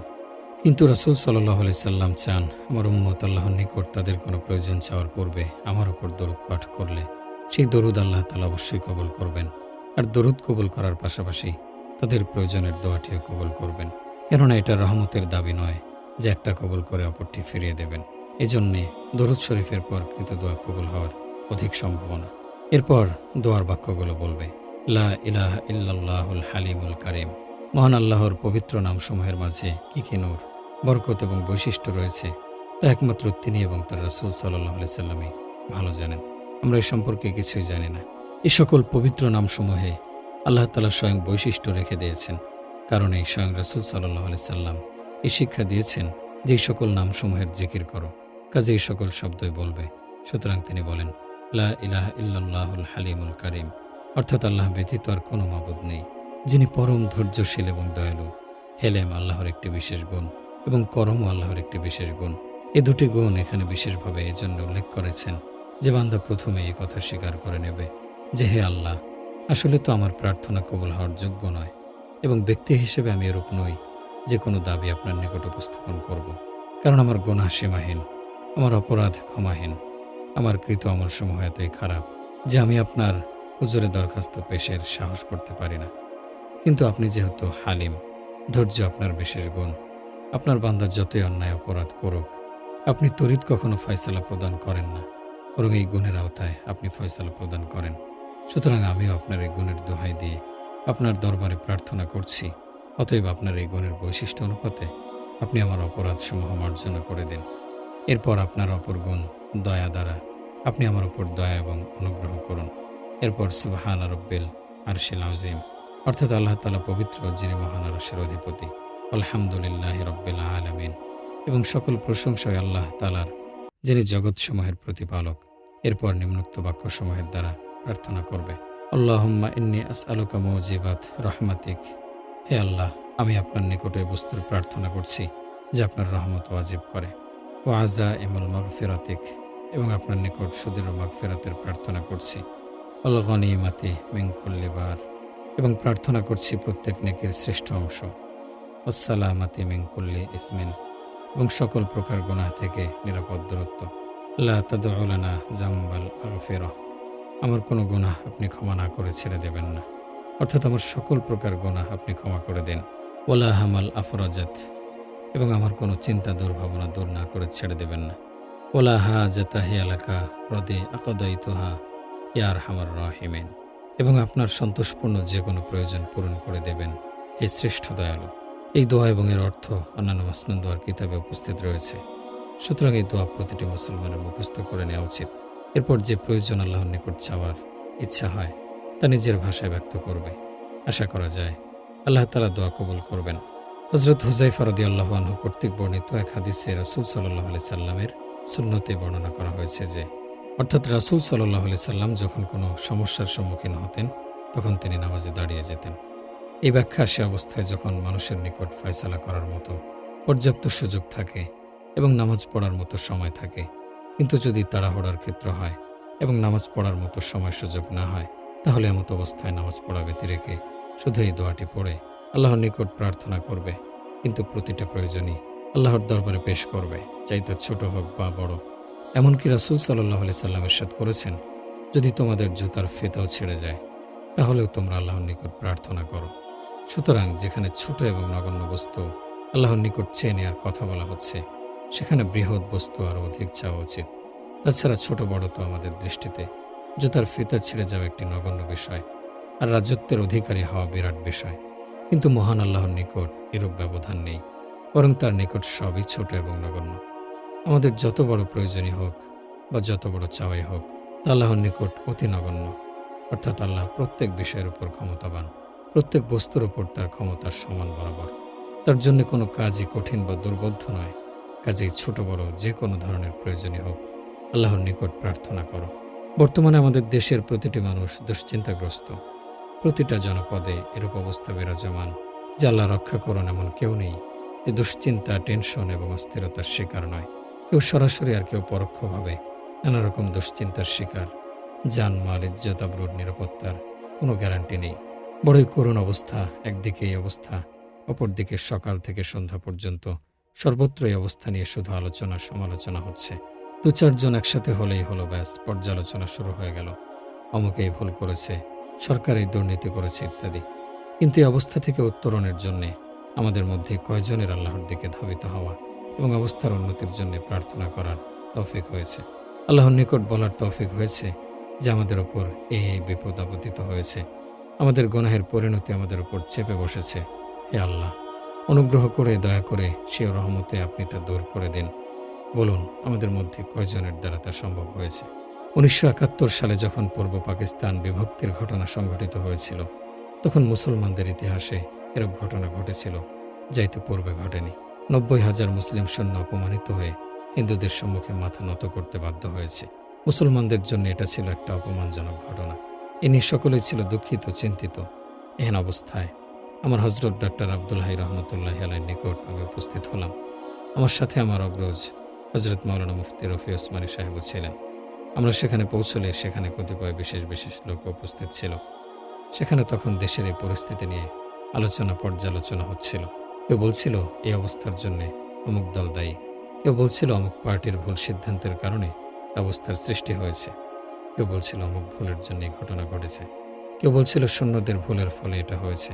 হযরত আব্দুল হাই সাহেব রহমতুল্লাহি আলাইহি কিছুক্ষণ নীরবে সব আলোচনা পর্যালোচনা শুনতে থাকলেন। এরপর এক পর্যায়ে বললেন, আচ্ছা ভাই, কে অপরাধী আর কে নিরপরাধ? এই সিদ্ধান্তে কি পৌঁছতে আপনারা সক্ষম হয়েছেন? আর এরূপ সিদ্ধান্তের ফলে বা কি দাঁড়াবে? আপনারা কি তাদেরকে শাস্তি প্রদানে সক্ষম? আর যে নিরপরাধ তাকে নির্দোষ ঘোষণা করতে পারবেন? বলুন, এতক্ষণ ধরে আপনারা সময় নষ্ট করে যে আলোচনা পর্যালোচনা করলেন, এর ফল কি পেলেন? দুনিয়া বা আখিরাতের কোনো ফায়দা অর্জন করতে পারলেন? যদি এতক্ষণ ধরে মহান আল্লাহর দরবারে হাত উঠিয়ে প্রার্থনা জানাতেন যে, হে আল্লাহ, আমাদের বদ আমলের ফলশ্রুতিতে আমাদের ওপর মুসিবত আপতিত হয়েছে। হে আল্লাহ, আপনি আমাদের ক্ষমা করে দিন, আমাদের এই মুসিবত দূর করে দিন। আমাদের বদ আমলের অভিশাপ আমাদের উপর থেকে উঠিয়ে নিন। আমাদের এই অপমানকে সম্মানের দ্বারা পরিবর্তন করে দিন। এরূপ দোয়া করলে তা কবুল হওয়া কি খুব অসম্ভব ছিল? আর দোয়া কবুল না হলেও অন্তত দোয়া করার সওয়াব থেকে তো বঞ্চিত হতেন না, যা পরকালের পুণ্য ভাণ্ডার বৃদ্ধি করত। পক্ষান্তর এখানে বসে বসে সময় অপচয় করে যে আলোচনা পর্যালোচনা করা হলো, এর দ্বারা না পার্থিব উপকার হলো, না অপার্থিব কোনো লাভ হলো। তখন আমার চোখ খুলল যে বাস্তবে আমরা দিবারাত্রি এই বিমারে আক্রান্ত, শুধু আলোচনা পর্যালোচনা নিয়ে রয়েছি, কিন্তু ভুলেও আল্লাহর সম্মুখে উপস্থিত হওয়ার কথা ভাবছি না নিজেদের সমস্যাসমূহ দূরীকরণে আল্লাহর নিকট প্রার্থনা করার কথা। আর এই আলোচনা পর্যালোচনার দ্বারা আল্লাহই ভালো জানেন কত পরিমাণ গীবত বা অন্যের দোষচর্চায় লিপ্ত হচ্ছি, কত পরিমাণ অপবাদের গুনাহ নিজের মাথার উপর গ্রহণ করছি।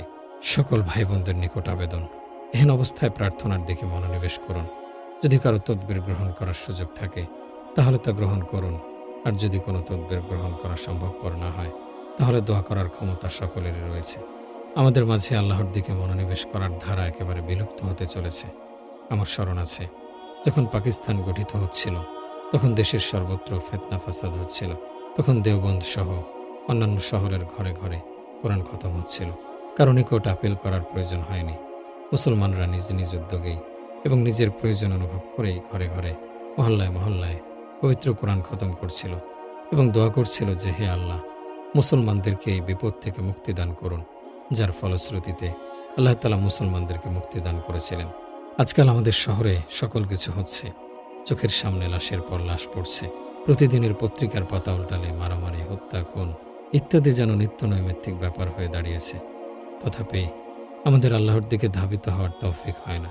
আপনি কি কোথাও শুনেছেন যে দেশের এহেন পরিস্থিতির জন্যে কোনো মহল্লায়, কোনো এলাকায় কোরআন খতম হয়েছে, কোথাও বিশেষ দোয়ার ব্যবস্থা করা হয়েছে? বরং এই হচ্ছে যে চোখের সামনে লাশ ছটফট করছে, চোখের সামনে মৃত্যু খেলা করছে, আর অপরদিকে একদল বসে ভিসিআর দেখছে আর মৌজ করছে। এরূপ অবস্থায় আল্লাহর আযাব অবতীর্ণ হবে না কেন? চোখের সম্মুখে দুর্ঘটনার শিকার হয়ে সম্পূর্ণ সুস্থ সবল মানুষ মুহূর্তের মাঝে মৃত্যুর কোলে ঢলে পড়ছে। তথাপি আমাদের চোখ খুলছে না। আমরা আল্লাহর নাফরমানি পরিত্যাগ করছি না, গুনাহ পরিত্যাগ করছি না, বরং আল্লাহর অবাধ্যতায় আরও অধিক লিপ্ত হচ্ছি। আল্লাহর ওয়াস্তে নিজের জীবনের উপর দরদি হয়ে আল্লাহর দিকে ধাবিত হওয়ার চেষ্টা করুন। আর কোনো মুসলমানের জন্য এই 2 রাকাত সালাতুল হাজত আদায় করা কঠিন ব্যাপার নয়। 2 রাকাত নামাজে কতটুকু সময় অতিবাহিত হয়? মধ্যম গতিতে পড়লে 2 মিনিট লাগবে। নামাজের পর দোয়ায় সর্বোচ্চ 3 মিনিট ব্যয় হবে। নিজের জন্যে এবং নিজের জাতির জন্যে 5টি মিনিট ব্যয় করে আল্লাহর নিকট প্রার্থনা করার তৌফিকও যদি না হয়, তাহলে কোন মুখে এ কথা বলছেন যে জাতির এই দুর্দিনে আমার বড় কষ্ট অনুভব হচ্ছে? অতএব যতদিন দেশের এই অবস্থার উন্নতি না হয় ততদিন পর্যন্ত প্রত্যহ 2 রাকাত সালাতুল হাজত আদায় করে আল্লাহর নিকট প্রার্থনা করুন। আর আল্লাহর ওয়াস্তে নিজের জীবনের উপর দরদি হয়ে সেও ঘর থেকে আল্লাহর নাফরমানের বস্তুগুলো বের করে দিন। আল্লাহর অবাধ্যতা পরিত্যাগ করুন। আল্লাহর দরবারে অনুনয় বিনয় করে কেঁদে কেঁদে প্রার্থনা করুন। দোয়া ইউনুসের খতম করুন। ইয়া সালামুর আমল জারি করুন। সময় অপচয় করে অনর্থক সমালোচনায় সময় ব্যয় করার পরিবর্তে এসব করতে পারলে আল্লাহর জন্য আমাদের এই অবস্থা পরিবর্তন করে দেয়া কঠিন কিছু নয়। আল্লাহ তাআলা আমাদেরকে তৌফিক দান করুন। আমিন। ওয়া আখিরু দাওয়ানা আনিল হামদুলিল্লাহি রাব্বিল আলামিন। রাসূলুল্লাহ সাল্লাল্লাহু আলাইহি সাল্লাম ইরশাদ করেছেন, যে ব্যক্তির আল্লাহর নিকট অথবা কোনো মানুষের নিকট কোনো প্রয়োজন দেখা দেয়, সে যেন উত্তম রূপে ওযু করে এবং 2 রাকাত নামাজ পড়ে নেয়। তারপর যেন সে আল্লাহ তাআলার প্রশংসাবাদ এবং রাসূল সাল্লাল্লাহু আলাইহি সাল্লামের প্রতি দরুদ পাঠ করে। তারপর এই দোয়া পাঠ করে, লা ইলাহা ইল্লাল্লাহুল হালিমুল কারীম, সুবহানাল্লাহি রাব্বিল আরশিল আযীম, আলহামদুলিল্লাহি রাব্বিল আলামিন, আসআলুকা মুজিবাতি রাহমাতিকা ওয়া আযাইমা মাগফিরাতিক ওয়াল গনিমাতা মিন কুল্লি বিররি ওয়াস সালামাতি মিন কুল্লি ইসমিন লা তাদআ লানা যামবান ইল্লা গফারতাহু ওয়ালা হাম্মান ইল্লা ফাররাজতাহু ওয়ালা হাজাতান হিয়া লাকা রিদ্দান ইল্লা কদাইতাহা ইয়া আরহামার রাহিমিন। উল্লেখিত হাদিসটিতে রাসূল সাল্লাল্লাহু আলাইহি ওয়াসাল্লাম সেই নামাজের পদ্ধতি বর্ণনা করেছেন যাকে সালাতুল হাজত অর্থাৎ নামাজে হাজত বলা হয়। যখন কারো কোনো প্রয়োজন দেখা দেয় বা কেউ কোনো দুশ্চিন্তা পেরেশানি বা সমস্যার সম্মুখীন হয়, অথবা কোনো কাজ করতে কারো জটিলতার সৃষ্টি হয় বা সে প্রতিবন্ধকতার সম্মুখীন হয়, তখন রাসূলুল্লাহ সাল্লাল্লাহু আলাইহি ওয়াসাল্লাম শিক্ষা দিচ্ছেন যে তুমি সালাতুল হাজত পড়ো এবং সালাতুল হাজতের পর দোয়ায়ে হাজত পাঠ করো। অতঃপর তোমার প্রয়োজনীয় বিষয় স্বীয় মুখে নিজ ভাষায় আল্লাহ তাআলার নিকট উপস্থাপন করো।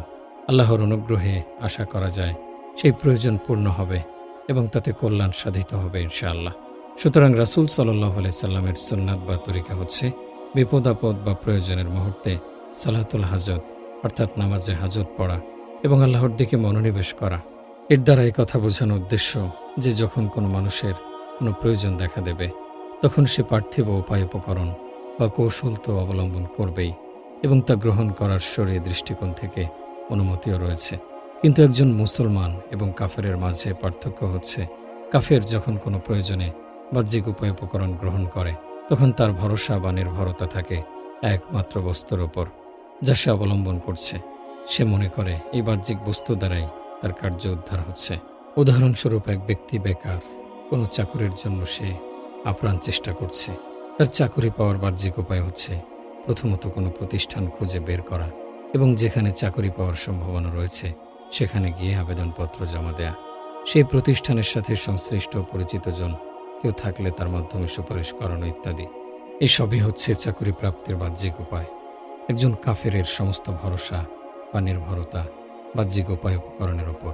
তাই সে প্রাণপণ চেষ্টা করে তার আবেদনপত্রটা যেন সুন্দর ও নির্ভুল হয়, সুপারিশটা পজিশন মতো হয় ইত্যাদি। পক্ষান্তরে একজন মুসলমানের ভূমিকা হচ্ছে সে বাহ্যিক উপায় তো অবলম্বন করেই, যথা চাকরির জন্য আবেদনপত্র জমা দেয়, সুপারিশ করার প্রয়োজন হলে বৈধ পন্থায় সুপারিশও করায়, কিন্তু তার চূড়ান্ত দৃষ্টি এই বাহ্যিক উপায় উপকরণের উপর নিবদ্ধ থাকে না। সে ভালো করে জানে এই আবেদনপত্র কিছুই করার ক্ষমতা রাখে না, সুপারিশও কার্যকরী প্রমাণিত হবে না যদি না মহান ক্ষমতাধর আল্লাহ এসবকে ক্রিয়াশীল না করেন।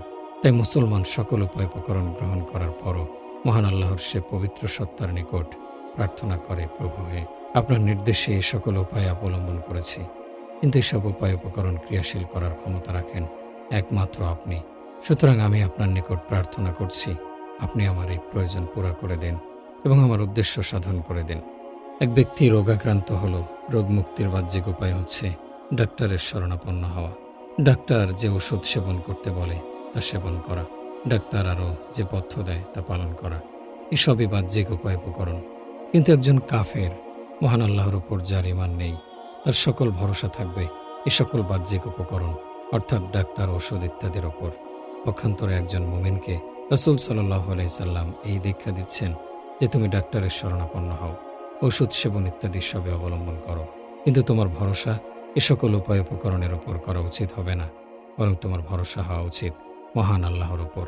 কারণ আরোগ্য দানের মালিক মহান আল্লাহর পবিত্র সত্তা। তিনি যদি সকল ঔষধকে ক্রিয়াশীল না করেন তাহলে এসবের কিছুই করার ক্ষমতা নেই। একই ঔষধ কোনো রোগের জন্য সেবন করে এক ব্যক্তি উপকৃত হচ্ছে, সে একই ঔষধ সে রোগের জন্য অপর ব্যক্তির পক্ষে কাজ করছে না, বরং ক্ষতিকর প্রমাণিত হচ্ছে। কাজেই ঔষধ ক্রিয়াশীল করার মালিক আল্লাহ তাআলা। মহান আল্লাহর অভিপ্রায় হলে এক টুকরা মাটিকেও তিনি ক্রিয়াশীল করতে পারেন, আর তিনি ক্রিয়াশীল না করলে অনেক মূল্যবান ও দামি ঔষধও অকার্যকর প্রমাণিত হতে বাধ্য। সুতরাং রাসূল সাল্লাল্লাহু আলাইহি ওয়াসাল্লামের শিক্ষা হচ্ছে বাহ্যিক উপায় অবলম্বন করতে হবে সত্য, কিন্তু বাহ্যিক উপায় উপকরণের উপর ভরসা করা যাবে না, বরং ভরসা থাকবে একমাত্র আল্লাহর উপর। কাজেই উপায় অবলম্বন করার পর মহান আল্লাহর দরবারে প্রার্থনা করবে, প্রভু হে, আমার যা করার ক্ষমতা ছিল তা আমি করেছি, বাহ্যিক উপায় উপকরণ অবলম্বন করার প্রয়োজন ছিল তা অবলম্বন করেছি, কিন্তু এই উপায় উপকরণ কার্যকর ও ক্রিয়াশীল করার ক্ষমতা আপনার হাতে। সুতরাং আপনি তা ক্রিয়াশীল করে দিন এবং আমার কার্য উদ্ধার করে দেন। রাসূল সাল্লাল্লাহু আলাইহি ওয়াসাল্লাম থেকে একটি চমৎকার দোয়া এবং আশ্চর্যজনক বাক্য বর্ণিত হয়েছে। যখন তিনি কোনো তদবির করতেন, চাই তা দোয়াই হোক, তখন সেই তদবিরের পর এই বাক্যটি বলতেন, আল্লাহুম্মা হাযাল জাহদি ওয়া আলাইকাল তিকালানি, অর্থাৎ হে আল্লাহ, আমার সাধ্যে যা ছিল তা আমি অবলম্বন করেছি, কিন্তু আমার ভরসা আপনার পবিত্র সত্তার উপর। সুতরাং আপনি সে রহমতে এই উদ্দেশ্য সফল করে দিন। এই কথাটুকুই আমাদের ডাক্তার আব্দুল হাই সাহেব রহমতুল্লাহি আলাইহি এভাবে বলতেন যে দিন হচ্ছে দৃষ্টিকোণ বদল করার নাম। দৃষ্টিকোণ সামান্য পরিবর্তন করে ফেললেই দিন হয়ে যাবে, আর দৃষ্টিকোণ বদল করা না হলে দুনিয়ায় থেকে যাবে। যথা প্রত্যেক ধর্মেই এ কথা রয়েছে যে অসুস্থ হলে চিকিৎসা করো। দৃষ্টিকোণের পার্থক্য হচ্ছে এই যে চিকিৎসা অবশ্যই করতে হবে, কিন্তু চিকিৎসার উপর ভরসা করা যাবে না, বরং ভরসা করতে হবে আল্লাহর পবিত্র সত্তার উপর। এ কারণেই সে যুগের চিকিৎসকদের রীতি ছিল, যখন তারা কোনো রোগীর ব্যবস্থাপত্র লিখতেন তখন তাদের ব্যবস্থাপত্রের প্রথম হেডিং হতো হুয়া শাফি, অর্থাৎ মহান আল্লাহ আরোগ্যদাতা। এটা ছিল ইসলাম এবং মুসলমানদের রীতি। সে যুগে মুসলমানদের প্রতিটা আচার অনুষ্ঠান, কথাবার্তা ইসলামী ধ্যান ধারণা ও বোধ বিশ্বাস কাজ করত। একজন চিকিৎসক রোগীর ব্যবস্থাপত্র লিখছেন, সেখানে তিনি লিখে দিচ্ছেন হুয়া শাফি, আর তা লিখে তিনি একথার জানান দিচ্ছেন যে আমি এই রোগীর ব্যবস্থাপত্র লিখছি ঠিক, কিন্তু এই ব্যবস্থাপত্র ততক্ষণ পর্যন্ত কার্যকর হবে না যতক্ষণ না প্রকৃত আরোগ্যদানকারী আরোগ্য না করবেন। এর দ্বারা তার ব্যবস্থাপত্র লেখাটাও ইবাদতে পরিণত হলো। কিন্তু যেদিন থেকে আমাদের উপর পাশ্চাত্য সভ্যতার অভিশাপ চেপে বসল, তখন থেকে আমাদের ইসলামী সভ্যতা, ইসলামী রীতিনীতি বিলুপ্ত হতে লাগলো। আজকালকার ডাক্তারদের না বিসমিল্লাহ লেখার প্রয়োজন রয়েছে, না হুয়া শাফি লেখার আবশ্যকতা আছে। তারা রোগীকে পরিদর্শন করে ব্যাস ব্যবস্থাপত্র লিখতে শুরু করে দেয়। মহান আল্লাহর নাম নেয়া বা তার দিকে মনোনিবেশ করার কোনো প্রয়োজন নেই। কি হতো তাতে? এর অন্তর্নিহিত কারণ হচ্ছে এই যে বর্তমান জ্ঞান বিজ্ঞান আমাদের নিকট এমন কাফের বেদ্দিনদের মাধ্যমে এসে পৌঁছেছে যাদের দিল দেমাগে আল্লাহ তাআলা যে আরোগ্য দানকারী এ কথার ধারণাই নেই। তাদের সকল ভরসা, সকল নির্ভরতা বস্তু এবং কর্মকৌশলের ওপর। তাই তারা শুধু কর্মকৌশলে অবলম্বন করে থাকে। আল্লাহ তাআলা জ্ঞান বিজ্ঞান অর্জন করার জন্য মানুষের উপর তেমন গুরুত্বারোপ করেননি। প্রচলিত জ্ঞান বিজ্ঞান কোনো জাতির উত্তরাধিকার হয় না, শিল্পকলা কোনো জাতির উত্তরাধিকার হয় না। মুসলমানরাও বিশেষ প্রয়োজনে জ্ঞান বিজ্ঞান শিখবে, কিন্তু তার সাথে স্বধর্মীয় রীতিনীতি সংরক্ষণ করতে হবে এবং সেও ঈমান আমল হেফাজত করতে হবে। নিজের বোধ বিশ্বাসের প্রতিবিম্ব তার মাঝে ফেলতে হবে। এমনটি কাম্য নয় যে যে চিকিৎসক হলো তার জন্য হুয়া শাফি লেখা অবৈধ হয়ে গেল, মহান আল্লাহর আরোগ্যদানকারী হওয়ার বিশ্বাস ঘোষণা দান অবৈধ হয়ে গেল। আর সেই চিকিৎসক মনে করতে থাকবে যে আমি আমার ব্যবস্থাপত্রের উপরে হুয়া শাফি লিখলে লোকেরা আমাকে পশ্চাৎপ্রিয় মৌলবাদী বলে মনে করবে। আরে ভাই, তুমি ডাক্তার হলে একজন মুসলমান ডাক্তার হও, মহান আল্লাহর উপর ঈমান আনয়নকারী ডাক্তার হও। সুতরাং তুমি প্রথমেই একথা ঘোষণা করো যে আমি যা কিছু তদবির আর চেষ্টা করছি, এই সকল তদবির আর চেষ্টা আল্লাহর তাসির ভিন্ন, নিষ্ফল, বেকার। বড় বড় ডাক্তার, চিকিৎসক মহান আল্লাহর অসংখ্য কুদরতি ফয়সালা প্রত্যক্ষ করছে। এমন বহু ঘটনা ঘটেছে যে তারা চিকিৎসা করছে একরকম, কিন্তু ফল হচ্ছে সম্পূর্ণ বিপরীত, এবং তারা আকণ্ঠ চিত্তে স্বীকারও করছে যে কখনো কখনো আমাদের বাহ্যিক জ্ঞান সাধনা সম্পূর্ণ ফেলোর প্রমাণিত হয়েছে। কিন্তু তাদের জ্ঞান সাধনার বিপরীত হঠাৎ ঘটে যাওয়া এরূপ ঘটনাকে তারা ঘটনাচক্র অভিধায় অভিহিত করে। বর্তমান পৃথিবী কোনো ঘটনা হঠাৎ ঘটে যাওয়াকে ইত্তেফাক বা ঘটনাচক্রে ঘটে গেছে বলে থাকে। এটা সম্পূর্ণ ভ্রান্ত কথা, কারণ এই জগতে কোনো কাজই ঘটনাচক্রে ঘটে না। এখানকার প্রতিটা কাজই মহান আল্লাহর ইচ্ছা, নির্দেশ ও সুশৃঙ্খল বিধির আওতায় সংঘটিত হচ্ছে। যখন কোনো ঘটনার বাহ্যিক কারণ আমাদের জ্ঞান সীমার আওতায় আসে না যে এটি কী কারণে কেন সংঘটিত হলো, তখনই তাকে আমরা ঘটনাচক্রে ঘটেছে বলে বর্ণনা করে দেই। সুতরাং একটু পূর্বেই বলেছি যে প্রতিটি কাজই মহান আল্লাহর পরিপূর্ণ শৃঙ্খলার মধ্য দিয়ে সংঘটিত হচ্ছে। কোনো কাজই মহান আল্লাহর সামান্য ইচ্ছা ও নির্দেশের বিপরীত ঘটতে পারে না। সুতরাং সার কথা হচ্ছে কোনো ওষুধেই মূলত কোনো ক্রিয়া নেই, বরং আল্লাহ যখন তার মাঝে ক্রিয়া সৃষ্টি করে দেন তখন সে ক্রিয়াশীল হয়। আল্লাহ ক্রিয়াশীল না করলে সে কখনো ক্রিয়াশীল হতে সক্ষম নয়। এটাই সত্য, এটাই বাস্তব। অতএব ঘটনাচক্র বলতে কিছু নেই। সুতরাং মানুষ এই দৃষ্টিকোণ পরিবর্তন করে ফেলবে যে সকল ভরসা ও নির্ভরতা উপায় উপকরণ ও বস্তুর ওপর, বরং সকল ভরসা ও নির্ভরতা আল্লাহর ওপর রাখতে হবে এবং মনে করতে হবে তিনিই সকল কিছুর কর্তা। আল্লাহ তাআলা উপায় উপকরণ অবলম্বন করার জন্যে শুধু অনুমতি প্রদান করেননি, বরং নির্দেশ প্রদান করেছেন যে তোমরা সকল উপায় উপকরণ এবং কৌশল অবলম্বন করো, কারণ আমিই তোমাদের জন্য এই সকল উপকরণ সৃজন করেছি। উদ্দেশ্য তোমাদেরকে পরীক্ষা করা যে তোমাদের দৃষ্টি কি এই সকল উপায় উপকরণ পর্যন্ত সীমাবদ্ধ থাকে, নাকি এই সকল উপকরণ সৃজনকারীর প্রতিও নিবদ্ধ হয়? রাসূল সাল্লাল্লাহু আলাইহি সাল্লাম সাহাবায়ে কেরামের মন মানুষের কথা বিশ্বাস এমনভাবে বদ্ধমূল করে দিয়েছিলেন যে তাদের দৃষ্টি সদা সর্বদা মহান আল্লাহর উপর নিবদ্ধ থাকত। তারা উপায় উপকরণ শুধু এর জন্য গ্রহণ করতেন যে আল্লাহর পক্ষ থেকে তা গ্রহণ করার নির্দেশ করা হয়েছে। যখন কোনো বান্দা আল্লাহর পবিত্র সত্তার ওপর পরিপূর্ণ বিশ্বাস স্থাপন করতে সক্ষম হয়, তখন আল্লাহ তাআলা তাকে সে কুদরতের আজব কারিশমা প্রত্যক্ষ করান। হযরত খালিদ রাদিয়াল্লাহু আনহু একদা সিরিয়ার একটি দুর্গ অবরোধ করে রেখেছিলেন। অবরোধের ফলে দুর্গের লোকেরা সীমাহীন দুর্ভোগের শিকার হয়েছিল। এক পর্যায়ে তারা সন্ধি করতে চাইল। সে সুবাদে তারা তাদের সর্দারকে হযরত খালিদ রাদিয়াল্লাহু আনহুর নিকট সন্ধির বিষয়ে কথা বলতে পাঠালো। সর্দার হযরত খালিদ রাদিয়াল্লাহু আনহুর দরবারে উপস্থিত হলো। হযরত খালিদ রাদিয়াল্লাহু আনহু তার হাতে ছোট্ট শিশি দেখতে পেয়ে জিজ্ঞেস করলেন, এ শিশি কিসের এবং এটা নিয়ে এসেছো কেন? সর্দার উত্তর দিল, এতে বিষাক্ত বিষ রয়েছে, আর এটা নিয়ে এসেছে এই উদ্দেশ্যে যে আপনার সাথে সন্ধি প্রস্তাবে যদি ঐক্যমতে পৌঁছতে পারি তাহলে তো ভালো, আর যদি ঐক্যমতে পৌঁছতে না পারি তাহলে ব্যর্থতার গ্লানি নিয়ে আর স্বজাতির নিকট ফিরে যাব না, বরং এই বিষ পান করে আত্মহত্যা করব। সাহাবাগণের মূল কাজ তো ছিল দ্বীনের দাওয়াত প্রচার প্রসার করা। সুতরাং হযরত খালিদ রাদিয়াল্লাহু আনহু ভাবলেন, এখনই তো দ্বীনের দাওয়াত প্রদানের সুবর্ণ সুযোগ। অতএব তিনি সর্দারকে জিজ্ঞেস করলেন, এই বিষের ওপর কি তোমার এত আত্মবিশ্বাস যেটা পান করলে তোমার মৃত্যু নিশ্চিত হবে? সর্দার জবাব দিল, অবশ্যই, কারণ এটা এতই বিষাক্ত যেটা সম্পর্কে চিকিৎসকদের অভিজ্ঞতা হচ্ছে এ পর্যন্ত কেউ এটার স্বাদ সম্পর্কে বর্ণনা দিতে পারেনি। কারণ যে এটার সামান্য অংশ পান করেছে সাথে সাথে মৃত্যুর কোলে ঢলে পড়েছে।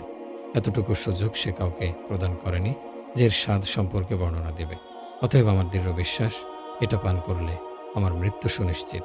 হযরত খালিদ রাদিয়াল্লাহু আনহু সর্দারকে বললেন, যে বিষের ওপর তোমার এত পাকাপোক্ত বিশ্বাস সেটা আমাকে একটু দাও।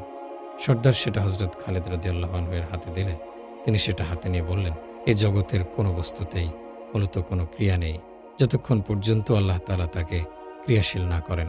আমি আল্লাহর নাম নিয়ে এই দোয়া অর্থাৎ বিসমিল্লাহিল্লাযী লা ইয়াদুররু মা ইসমিহি শাইউন ফিল আরদি ওয়ালা ফিস সামাই ওয়া হুয়াস সামিউল আলিম, অর্থ আল্লাহর নামে যার নামে দুনিয়া ও আসমানের কোনো কিছুই ক্ষতি করতে পারে না, তিনি সব জানেন এবং শোনেন।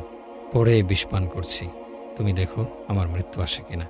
সর্দার বলল, জনাব, এটা আপনি আপনার উপর অন্যায় করছেন, কারণ এটা এতটাই বিষাক্ত যে সামান্য একটু মুখে দেয়া মাত্র আপনি শেষ হয়ে যাবেন, আর আপনি পুরো শিশি পান করার ইচ্ছে করছেন। হযরত খালিদ রাদিয়াল্লাহু আনহু বললেন, ইনশাআল্লাহ আমার কিছু হবে না। সুতরাং উপরোক্ত দোয়া পড়ে তিনি পুরা শিশির বিষ পান করে ফেললেন। আল্লাহ তাআলা তার সেই কুদরতের কারিশমা দেখাতে চাইলেন। সুতরাং সেই সর্দার নিজ চোখে দেখতে পেল যে হযরত খালিদ রাদিয়াল্লাহু আনহু এই বিষাক্ত বিষ একটানে পান করে নিয়েছেন, কিন্তু মৃত্যুর কোনো আলামত তার মাঝে সে দেখতে পেল না। এই অবস্থা দৃষ্টির সাথে মুসলমান হয়ে গেল। মোট কথা, প্রতিটি ক্ষেত্রে সাহাবায়ে কেরামের অন্তরে এই আকীদা বদ্ধমূল ছিল যে জগতে যা কিছু হচ্ছে সবই মহান আল্লাহর ইচ্ছায় হচ্ছে, তার ইচ্ছার বিপরীত কিছুই কেউ করতে সক্ষম নয়। এই ধারণাটি তাদের দিলে মনে এরূপে বদ্ধমূল হয়ে গিয়েছিল যে সমগ্র দুনিয়ার সকল উপকরণকে তারা এর সম্মুখে অস্তিত্বহীন মনে করত। সুতরাং যখন কোনো মানুষ তার ঈমান ইয়াকিনকে এভাবে দৃঢ় করতে পারে, আল্লাহ তাআলা তার জন্য সে কুদরতের কারিশমা প্রত্যক্ষ করিয়ে থাকেন। আল্লাহর রীতি এটা যে যে যতটুকু বস্তুর উপর ভরসা করবে তিনি তাকে ততটুকু বস্তুর উপর নির্ভরশীল করে দেন, আর যে যতটুকু আল্লাহর পবিত্র সত্তার উপর ভরসা করে আল্লাহ তাআলা তাকে বস্তু থেকে তত অমুখাপেক্ষী করে সে কুদরতের কারিশমা তার জন্য প্রকাশ করেন। সুতরাং রাসূল সাল্লাল্লাহু আলাইহি সাল্লাম এবং সাহাবায়ে কেরামের প্রতি পদে তার দৃষ্টিগোচর হয়েছে। একদা রাসূল সাল্লাল্লাহু আলাইহি ওয়াসাল্লাম কোনো এক যুদ্ধ থেকে ফিরছিলেন। প্রতিমধ্যে এক স্থানে অবস্থান করলেন এবং সেখানে তিনি একটি বৃক্ষের ছায়ায় একাকী ঘুমিয়ে পড়লেন। তার নিকটে কোনো সাহাবী বা মুহাফিজ কেউ ছিল না। এক কাফের তাকে একাকী পেয়ে উন্মুক্ত তরবারি হাতে এগিয়ে এলো এবং ঠিক শিয়রের নিকট দাঁড়িয়ে গেল। রাসূল সাল্লাল্লাহু আলাইহি সাল্লামের ঘুম ভাঙলে তিনি দেখতে পেলেন তার শিয়রে এক কাফের তরবারি হাতে দাঁড়িয়ে আছে, অথচ তিনি সম্পূর্ণ একাকী এবং নিরস্ত্র। কাফের লোকটি বলল, হে মুহাম্মদ, বলো এখন আমার হাত থেকে তোমাকে কে রক্ষা করবে? উক্ত কাফেরের ধারণা ছিল যখন রাসূল সাল্লাল্লাহু আলাইহি সাল্লাম ঘুম থেকে জেগে তরবারি হাতে আমাকে শিয়রে দাঁড়ানো দেখবে তখন নিশ্চয় তিনি ঘাবড়ে যাবেন এবং পেরেশান হয়ে পড়বেন। কিন্তু তার চেহারা মোবারকে দুশ্চিন্তা ও পেরেশানির কোনো আলামত চিহ্ন হয়ে প্রকাশ পেল না। তিনি সম্পূর্ণ শান্তভাবে জবাব দিলেন, আমার আল্লাহ আমাকে বাঁচাবেন। রাসূল সাল্লাল্লাহু আলাইহি সাল্লাম দুশ্চিন্তা ও পেরেশান না হওয়ার ফলে আল্লাহ তাআলা উক্ত কাফেরের মনের ভয়ভীতি ঢেলে দিলেন যে তার হাতে কম্পন সৃষ্টি হলো, ফলে হাত থেকে তরবারি পড়ে গেল। এবার রাসূল সাল্লাল্লাহু আলাইহি সাল্লাম তরবারি হাতে উঠিয়ে নিলেন এবং বললেন, বলো, এবার আমার হাত থেকে তোমাকে কে রক্ষা করবে? এই ঘটনা দ্বারা সেই ব্যক্তিকে তিনি এই কথার আহ্বান করছিলেন যে তুমি তো মূলত এই তরবারির উপর ভরসা নির্ভর করেছিলে, আর আমি ভরসা করেছিলাম এই তরবারির সৃষ্টিকর্তা এবং যিনি একে ক্রিয়াশীল করেন তার উপর। এই আদর্শই রাসূল সাল্লাল্লাহু আলাইহি সাল্লাম সাহাবায়ে কেরামের সম্মুখে পেশ করেছিলেন। ফলে তারা বাহ্যিক উপায় অবলম্বন করতেন ঠিক, কিন্তু ভরসা বা নির্ভরতা থাকত মহান আল্লাহর পবিত্র সত্তার উপর। এক সাহাবী রাসূল সাল্লাল্লাহু আলাইহি সাল্লামের নিকটে এসে আরজ করল, ইয়া রাসূলাল্লাহ, আমি মাঠে উট চড়াতে নিয়ে যাই। সেখানে নামাজের সময় হলে আমি যখন নামাজে দাঁড়াবো, তখন আমার উটগুলোর পা কি বৃক্ষের সাথে বেঁধে নামাজে দাঁড়াবো, নাকি খোলা ছেড়ে দিয়ে আল্লাহর উপর ভরসা করব?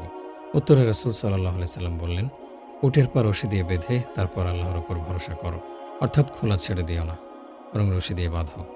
তবে রশি দিয়ে বাঁধার পরও ভরসা রশির উপর করো না, বরং আল্লাহর উপর ভরসা করো, কারণ রশি ছিঁড়ে যাওয়ার সম্ভাবনা রয়েছে, আবার ধোঁকা দেওয়ার সম্ভাবনাও রয়েছে। এই হাদিসের মর্মটিকে মাওলানা রুমি রহমতুল্লাহি আলাইহি কবিতার একটি পঙ্ক্তিতে এভাবে ব্যক্ত করেছেন, তাওয়াক্কুলের ওপর উটনির পা বাঁধো। সুতরাং তাওয়াক্কুল এবং উপকরণ অবলম্বন উভয়ই একজন মুমিনের জীবনে পাশাপাশি অবস্থান করে। প্রথমে উপায় গ্রহণ করো, অতঃপর আল্লাহর নিকট বলো, হে আল্লাহ, যে তদবির আর উপায় অবলম্বন আমার সাধ্যের ভেতর ছিল তা আমি অবলম্বন করেছি। এখন ভরসা এবং নির্ভরতা আপনার পবিত্র সত্তার উপর। হযরত মাওলানা আশরাফ আলী থানভী রহমতুল্লাহি আলাইহির একটি চমৎকার কথা স্মরণে এসে গেল। তিনি বলতেন, লোকেরা মনে করে তাওয়াক্কুল শুধু এই অবস্থায় করতে হবে যখন বাহ্যিক উপায় দ্বারা কোনো কাজ হওয়া না হওয়ার মাঝে দ্বিধাদ্বন্দ্ব সৃষ্টি হবে। হতে পারে সে কাজ হতেও পারে, আবার হতে পারে তা নাও হতে পারে। এরূপ অবস্থায় তাওয়াক্কুল করা আবশ্যক এবং আল্লাহর নিকট চাওয়া উচিত। কিন্তু যেখানে কোনো কাজ হওয়া নিশ্চিত, সেখানে তাওয়াক্কুল করা এবং আল্লাহর নিকট প্রার্থনা করার তেমন প্রয়োজন নেই। সেটা তাওয়াক্কুল এবং প্রার্থনার স্থান নয়। উদাহরণস্বরূপ, আমরা দস্তরখানে আহার করার জন্য বসেছি, খানা সম্মুখে উপস্থিত, ক্ষুধাও রয়েছে। এখানে এই কথা নিশ্চিত যে ইচ্ছে করলেই আমরা খানা খেতে পারবো। এরূপ ক্ষেত্রে কেউ তাওয়াক্কুল করে না এবং আল্লাহর নিকট প্রার্থনা করে না যে, হে আল্লাহ, আমাকে সুষ্ঠুভাবে খানা খাওয়ার ব্যবস্থা করে দিন। কিন্তু হযরত থানভী রহমতুল্লাহি আলাইহি বলেন, তাওয়াক্কুলের আসল ক্ষেত্রই তো এটা, কারণ তখন সে আল্লাহর নিকট প্রার্থনা করবে যার উদ্দেশ্য হবে, এই যে বাহ্যিক উপকরণ যা আমার সম্মুখে রয়েছে, আমি তার উপর নির্ভর করছি না, বরং আমার রিজিক দানের উপর এবং আপনার সৃষ্টির উপর, আপনার কুদরত এবং রহমতের উপর ভরসা করছি। অতএব খানা দস্তরখানে আসার পরও আল্লাহর নিকট প্রার্থনা করো যে, হে আল্লাহ, এই খানা আপনি সম্পূর্ণ নিরাপত্তার সাথে খাওয়ার ব্যবস্থা করে দিন। কেননা যদিও আমার সম্মুখে এই খানা উপস্থিত রয়েছে, যা হাত বাড়ালেই খেতে পারছি, কিন্তু তার সত্ত্বেও কথা স্মরণ রাখো যে আল্লাহর ইচ্ছা ব্যতি রেখে এই খানা খাওয়া সম্ভব নয়। এরূপ কত ঘটনা রয়েছে যে খানা দস্তরখানে সম্পূর্ণ তৈরি থাকার পরও খাওয়ার সৌভাগ্য নসিব হয়নি। এমন কোনো ঘটনা ঘটেছে যার ফলে খানা খানার স্থানে রয়ে গেছে। সুতরাং খানা সামনে উপস্থিত হওয়ার পরও আল্লাহর নিকট প্রার্থনা করো যে, হে আল্লাহ, এই খানা আমাকে সহি সালামতে আহার করার ব্যবস্থা করে দিন। মোট কথা হলো, যেখানে তোমার এই কথা নিশ্চিতভাবে জানা রয়েছে যে এই কাজটা অবশ্যই উদ্ধার হবে, তখন আল্লাহর নিকটে প্রার্থনা করো যে, হে আল্লাহ, বাহ্যিকভাবে তো আমার মনে হচ্ছে এই কাজটা উদ্ধার হয়ে যাবে, কিন্তু আমার জানা নেই প্রকৃতপক্ষে তা হবে কিনা, কেননা প্রকৃত বাস্তবতা তো আপনার হাতে। সুতরাং হে আল্লাহ, আপনি এই কাজটি শেষ পরিণতি পর্যন্ত যথাযথ পৌঁছে দিন। যে হাদিসটি আমি সূচনাতে উল্লেখ করেছি, সেখানে রাসূল সাল্লাল্লাহু আলাইহি সাল্লাম দুটি শব্দ ব্যবহার করেছেন, তাই যে হয়তো তোমার আল্লাহর নিকট কোনো প্রয়োজন দেখা দেবে অথবা কোনো মানুষের নিকট কোনো প্রয়োজন দেখা দেবে। এখানে দুটি শব্দ এজন্য ব্যবহার করেছেন যে পৃথিবীর বুকে কোনো কোনো কাজ এমন রয়েছে যাতে কোনো মানুষের সাহায্য সহযোগিতার দখল নেই, বরং একমাত্র আল্লাহর মদদেই তার সমাধা হয়। যথা কারো সন্তানের প্রয়োজন, এখানে বাহ্যত কোনো মানুষের নিকট তা চাওয়া সম্ভব নয়, একমাত্র আল্লাহর নিকট চাইতে হবে। মোট কথা এরূপ প্রয়োজন যা সরাসরি একমাত্র আল্লাহর নিকট চাইতে হয়, অথবা এমন প্রয়োজন যা কোনো মানুষের ওসিলায় আল্লাহ তাআলা দান করে থাকেন, যথা চাকরি বা রিজিক। উভয় অবস্থায় প্রকৃত প্রস্তাবে আল্লাহর নিকটই তোমাদের প্রার্থনা হওয়া উচিত।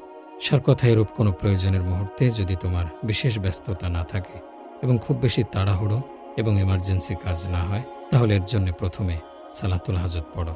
আর সালাতুল হাজত পড়ার তরিকা উক্ত হাদিসে রাসূল সাল্লাল্লাহু আলাইহি সাল্লাম বর্ণনা করেছেন। প্রথমে ওযু করবে এবং খুব ভালোভাবে অজু করবে। অর্থাৎ অজুটা যেন নিছক কর্তব্য থেকে নিষ্কৃতি পাওয়ার সুবাদে না হয়, বরং এরূপ মনে করো যে এটা একটা বিরাট ইবাদতের সূচনা পর্ব।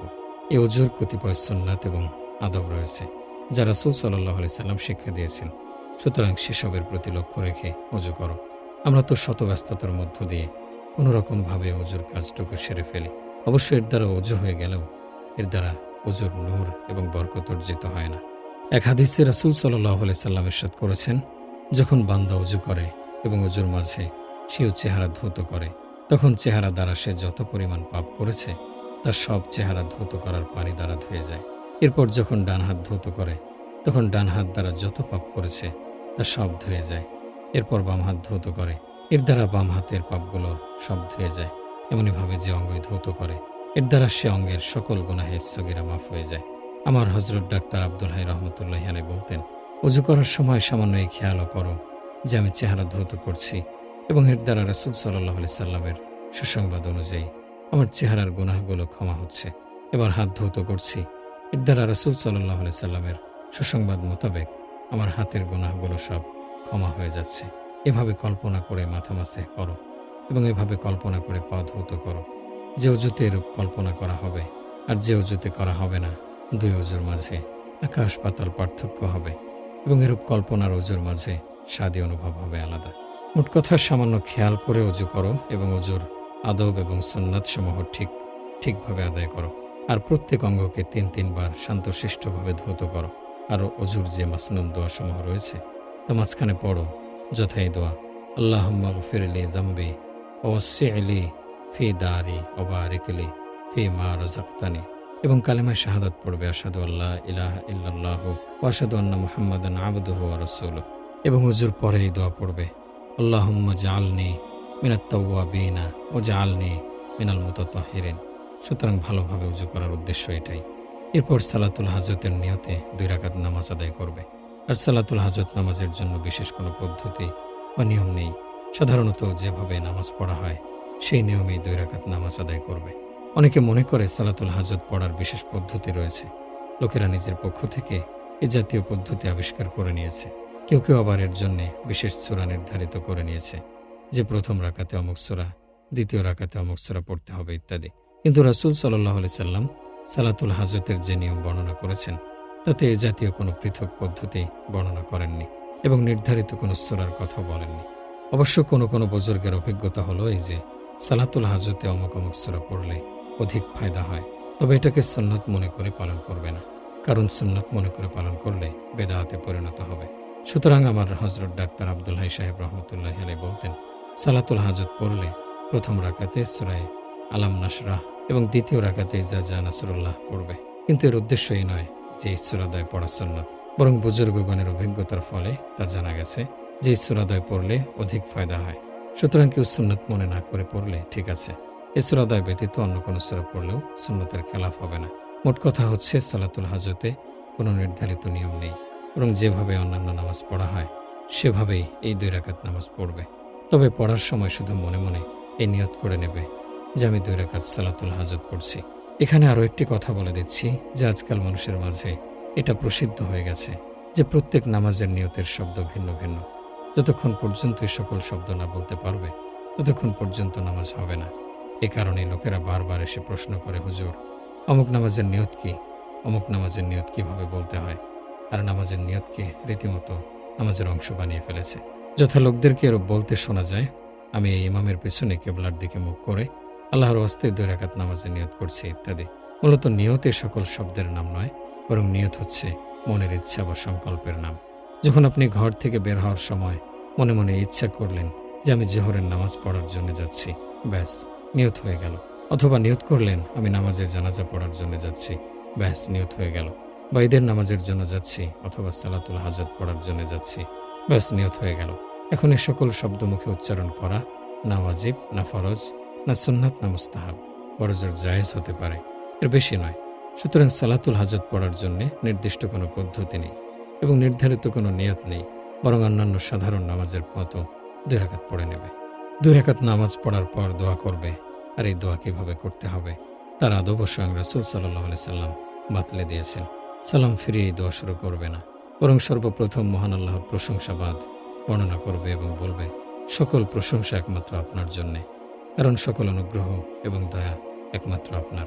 এখানে একটি প্রশ্ন এই হয় যে আল্লাহর প্রশংসাবাদের প্রয়োজন কি?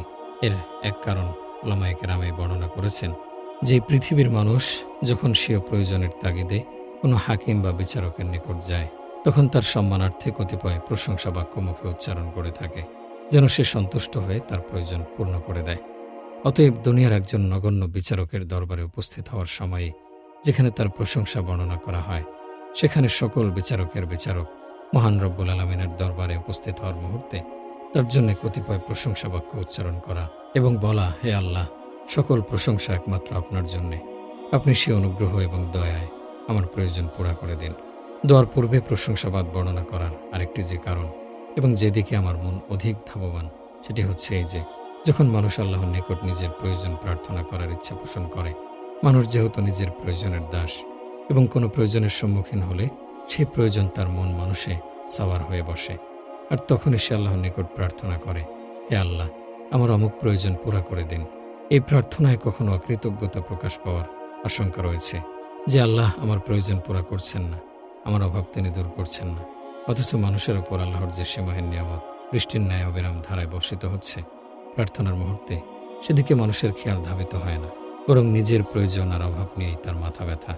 এই জন্যে রাসূল সাল্লাল্লাহু আলাইহি সাল্লাম এই শিক্ষা দিচ্ছেন যে যখন তোমরা তোমাদের কোনো প্রয়োজন নিয়ে আল্লাহর দরবারে উপস্থিত হবে, তখন সেই প্রয়োজন পুরা হওয়ার পূর্বেই এই খেয়াল করো যে আল্লাহর কত অসংখ্য অগণিত নিয়ামত তুমি ভোগ করছো।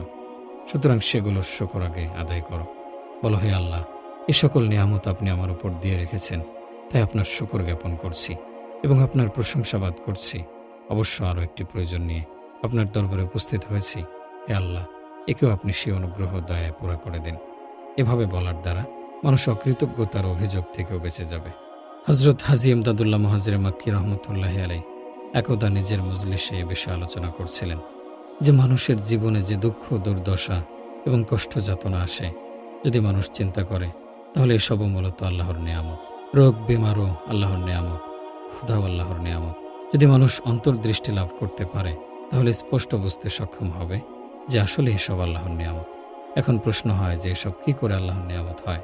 এর উত্তর হচ্ছে এই যে হাদিস শরীফে এসেছে, পরকালে যখন আল্লাহ তাআলা কষ্ট মুসিবতে ধৈর্য ধারণকারীদের সীমাহীন প্রতিদান দান করবেন, তখন দুনিয়াতে যারা অধিক কষ্ট মুসিবতে আক্রান্ত হয়নি, তারা আফসোস করে বলবে, হায়, দুনিয়াতে যদি আমাদের গায়ের চামড়া কাঁচি দিয়ে কাটা হতো আর আমরা ধৈর্য ধারণ করতাম, তাহলে আজকে এরও প্রতিদান পেতাম যা আজকে ধৈর্য ধারণকারীরা পাচ্ছে। মোট কথাই কষ্ট যাতনাও একটি নেয়ামত, কিন্তু যেহেতু আমরা কমজোর, দুর্বল, তাই সব নিয়ামত হওয়ার অনুভব আমরা করতে পারি না। হজরত যখন এই বিষয়ের উপর আলোচনা করছিলেন, তখন উক্ত মজলিসে এক ব্যক্তি এসে উপস্থিত হলো যে বিভিন্ন ধরনের বালা মুসিবতে আক্রান্ত ছিল।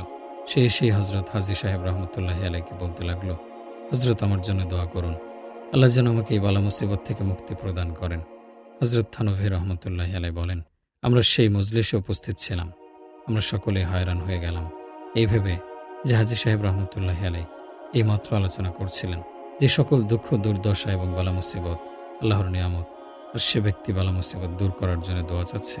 এখন হাজী সাহেব সেই ব্যক্তির পক্ষে তার বালা মুসিবত দূর করার জন্য দোয়া করলে এর অর্থ দাঁড়াবে তিনি তার নিয়ামত দূর করার দোয়া করছেন। হাজী সাহেব রহমতুল্লাহি আলাইহির সাথে সাথে হাত উত্তোলন করলেন এবং এই দোয়া করলেন, হে আল্লাহ, মূলত সকল বালা মুসিবত এবং দুঃখ কষ্ট আপনার নিয়ামত, কিন্তু হে আল্লাহ, আমরা কমজোর এবং দুর্বল। আপনি আমাদের এই দুর্বলতা এবং কমজোরির প্রতি দৃষ্টি রেখে এই কষ্ট মুসিবতের নিয়ামতকে সুস্থতার নিয়ামত দ্বারা পরিবর্তন করে দিন। মানুষের স্বভাব হচ্ছে দুঃখ কষ্টের মুহূর্তে মহান আল্লাহ প্রদত্ত অসংখ্য নিয়ামতকে বেমালুম ভুলে যায়। যথা কারো পেটে ব্যথা হলো, এখন সেই পেটে ব্যথা নিয়ে বসে যায়। এটা সে খেয়াল করে না চক্ষু নামের বিরাট মূল্যবান নিয়ামতটি তার সুস্থ রয়েছে। কর্ণ, জিহ্বা, দাঁত সহ আরও অপরাপর যে সকল নিয়ামত রয়েছে সেগুলো সুস্থ, সেদিকে তার ভ্রুক্ষেপ নেই। সামান্য পেটের ব্যথায়ও আল্লাহর নিকট অবশ্যই বলবে যে, হে আল্লাহ, আপনি আমার পেট ব্যথা উপশম করে দিন। কিন্তু দোয়া করার পূর্বে আল্লাহর প্রশংসা অবশ্যই করবে এবং বলবে, হে আল্লাহ, আরও যে অনেক নিয়ামত আপনার ভোগ করছি, সেজন্য আপনার শুকর আদায় করছি, কিন্তু এই মুহূর্তে যে কষ্ট অনুভব করছি, এর জন্য দরখাস্ত করছি আপনি এই কষ্ট দূর করে দিন। হজরত আসগর হোসেন সাহেব রহমতুল্লাহি আলাইহি তিনি একজন জন্মগত ওলি আল্লাহ ছিলেন। এবং অত্যন্ত আজব বুজুর্গ ছিলেন। হজরত ওয়ালেদ সাহেব রহমতুল্লাহি আলাইহি তার একটি ঘটনা বর্ণনা করেন যে একবার তিনি অসুস্থ হলে অনুসন্ধান নিয়ে জানা গেল তিনি জ্বরে আক্রান্ত। আমি সেবা শুশ্রূষার জন্য তার নিকট উপস্থিত হলাম। লক্ষ্য করলাম তিনি প্রচণ্ড জ্বরে কাঁপছেন এবং জ্বরের উত্তাপে অত্যন্ত কষ্ট অনুভব করছেন। আমি গিয়ে প্রথমে সালাম দিয়ে অতঃপর জিজ্ঞেস করলাম, হজরত, আপনার অবস্থা এখন কেমন? তিনি জবাব দিলেন, আলহামদুলিল্লাহ। আমার চক্ষু ভালো রয়েছে, আলহামদুলিল্লাহ। আমার কর্ণ সুস্থ রয়েছে, আলহামদুলিল্লাহ। আমার জবান ভালো রয়েছে। এভাবে যে যে অঙ্গ তার সুস্থ তার প্রত্যেকটির কথা উল্লেখ করলেন। অতঃপর বললেন, তবে গায়ে জ্বর রয়েছে, সুতরাং দোয়া করো আল্লাহ যেন তা উপশম করে দেন।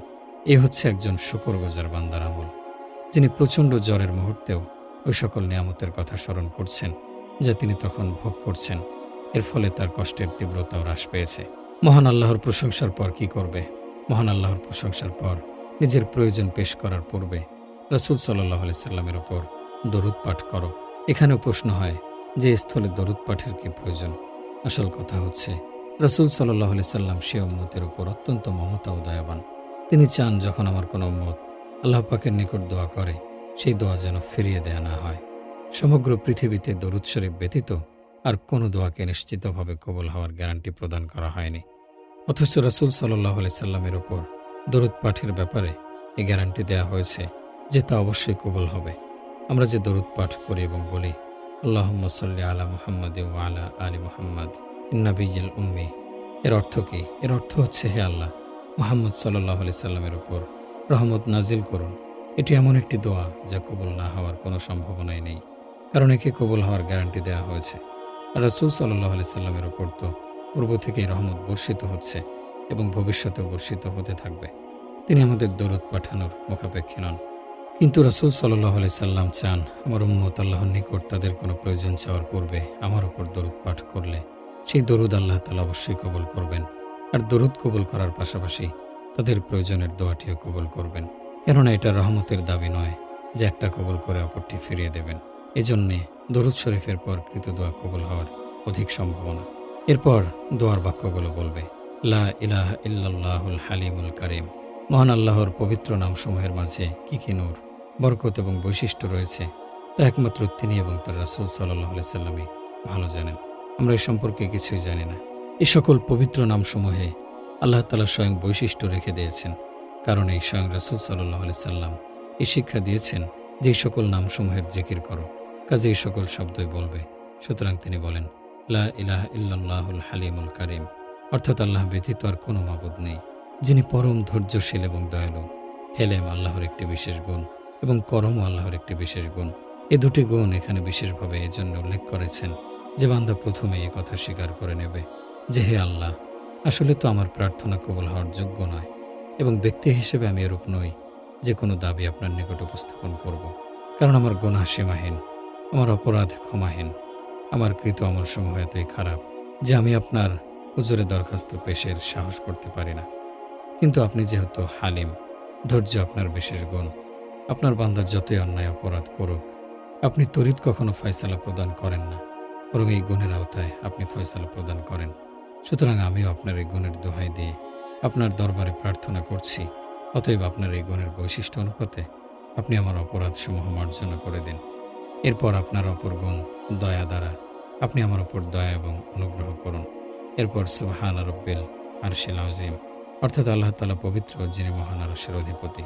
আলহামদুলিল্লাহি রব্বিল আলামিন, এবং সকল প্রশংসায় আল্লাহ তাআলার, যিনি জগৎসমূহের প্রতিপালক। এরপর নিম্নোক্ত বাক্যসমূহের দ্বারা প্রার্থনা করবে, আল্লাহুম্মা ইন্নী আসআলুকা মুজিবাত রাহমাতিক, হে আল্লাহ, আমি আপনার নিকটে বস্তুর প্রার্থনা করছি যে আপনার রহমত ওয়াজিব করে। ওয়া আযাইমুল মাগফিরাতিক, এবং আপনার নিকট সুদৃঢ় মাগফিরাতের প্রার্থনা করছি। আল গনিমাতি মিন কুল্লি বার, এবং প্রার্থনা করছি প্রত্যেক নেকির শ্রেষ্ঠ অংশ। আসসালামাতি মিন কুল্লি ইসমিন, এবং সকল প্রকার গুনাহ থেকে নিরাপদ দূরত্ব। লা তাদউ লানা জামবাল আগফিরাহ, আমার কোনো গুনাহ আপনি ক্ষমা না করে ছেড়ে দেবেন না, অর্থাৎ আমার সকল প্রকার গুনাহ আপনি ক্ষমা করে দেন। ওয়ালা হামাল আফরাজাত, এবং আমার কোনো চিন্তা দুর্ভাবনা দূর না করে ছেড়ে দেবেন না। ওয়ালা হাজাতা হিয়া লাকা রদি আকাদাইতুহা ইয়া আরহামার রাহিমিন, এবং আপনার সন্তোষপূর্ণ যে কোনো প্রয়োজন পূরণ করে দেবেন হে শ্রেষ্ঠ দয়ালু। এই দোয়া এবং এর অর্থ অন্যান্য মাসনুন দোয়ার কিতাবে উপস্থিত রয়েছে। সুতরাং এই দোয়া প্রতিটি মুসলমানের মুখস্থ করে নেওয়া উচিত। এরপর যে প্রয়োজন আল্লাহর নিকট চাওয়ার ইচ্ছা হয় তা নিজের ভাষায় ব্যক্ত করবে। আশা করা যায় আল্লাহ তাআলা দোয়া কবুল করবেন। হযরত হুযায়ফা রাদিয়াল্লাহু আনহু কর্তৃক বর্ণিত এক হাদিসে রাসূল সাল্লাল্লাহু আলাইহি সাল্লামের সুন্নতে বর্ণনা করা হয়েছে যে, অর্থাৎ রাসূল সাল্লাল্লাহু আলাইহি সাল্লাম যখন কোনো সমস্যার সম্মুখীন হতেন তখন তিনি নামাজে দাঁড়িয়ে যেতেন। এই ব্যাখ্যা সে অবস্থায় যখন মানুষের নিকট ফয়সালা করার মতো পর্যাপ্ত সুযোগ থাকে এবং নামাজ পড়ার মতো সময় থাকে। কিন্তু যদি তাড়াহুড়ার ক্ষেত্র হয় এবং নামাজ পড়ার মতো সময় সুযোগ না হয়, তাহলে এমত অবস্থায় নামাজ পড়া ব্যতি রেখে শুধু এই দোয়াটি পড়ে আল্লাহর নিকট প্রার্থনা করবে। কিন্তু প্রতিটা প্রয়োজনই আল্লাহর দরবারে পেশ করবে, চাইতে ছোট হোক বা বড়। এমনকি রাসূল সাল্লাল্লাহু আলাইহি সাল্লাম ইরশাদ করেছেন, যদি তোমাদের জুতার ফিতাও ছেড়ে যায় তাহলেও তোমরা আল্লাহর নিকট প্রার্থনা করো। সুতরাং যেখানে ছোট এবং নগণ্য বস্তু আল্লাহর নিকট চেয়ে নেওয়ার কথা বলা হচ্ছে, সেখানে বৃহৎ বস্তু আরও অধিক চাওয়া উচিত। তাছাড়া ছোট বড় তো আমাদের দৃষ্টিতে জুতার ফিতা ছিঁড়ে যাওয়া একটি নগণ্য বিষয়, আর রাজত্বের অধিকারী হওয়া বিরাট বিষয়। কিন্তু মহান আল্লাহর নিকট এরূপ ব্যবধান নেই, বরং তার নিকট সবই ছোট এবং নগণ্য।